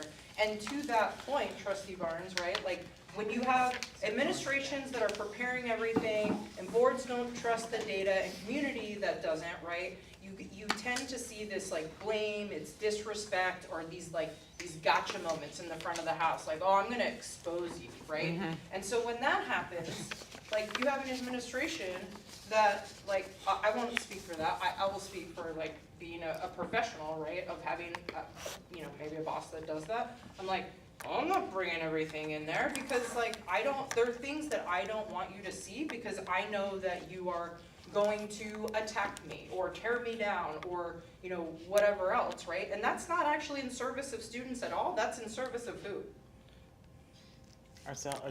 Adults. Adults. That's all adult BS that now, because we've created this culture, right? Y'all aren't getting the full scope of the information, and so you are making decisions with blind spots, right? But that's also the ownership of saying, what did I do that contributed to this culture? Because that culture doesn't come out of nowhere, right? There are conditions, and so that's another thing as we think about like how these moments get to build trust with each other, among the administration, the board, and with the community. It's really also, look, all of you are gonna have to look at stuff that we don't like, right? With our students, with maybe some stuff that's going on, because there are so many things, and running a big organization of any kind, like, not everything's all gonna have to work. But the point is, do we wanna improve the things that are not working and do that collaboratively in a way that ultimately it's gonna yield positive outcomes for our kids? We want to let our own adult behaviors get in the way of our students. And so we will revisit that, but I would imagine that you guys have had probably enough fun with us this evening. We will, just to reiterate, That's you. call us anytime. Yeah. In case you forgot what we look like. We had a cute little activity for you, but nothing is cute at 9 p.m. when you guys have been at work and trustee land all day. So I will Let me just close email them by the saying last thing. this was so I'll much email fun. Dee and then she can send it out for And feedback. we appreciate everything that y'all do in service of students. None of this is easy. And we appreciate getting to spend the time with you. So we're gonna take a group photo, since we all have our shirts on. Yes. We got a memo. No, you can be in it. Can we do one Yeah. thing before that? Yeah. Can we do a one-word checkout? Oh, okay. I Yes. didn't know if you said we weren't gonna do that, but yes. That was not the cute activity. That was not the cute This activity. is a short Oh, activity, okay, but it might okay. be cute, we don't know. Go ahead. Go ahead. One word. Excited. Tired. Yeah, love it. About tonight, Yes. informative. Confident. Relieved. Focused. Energized. Positive.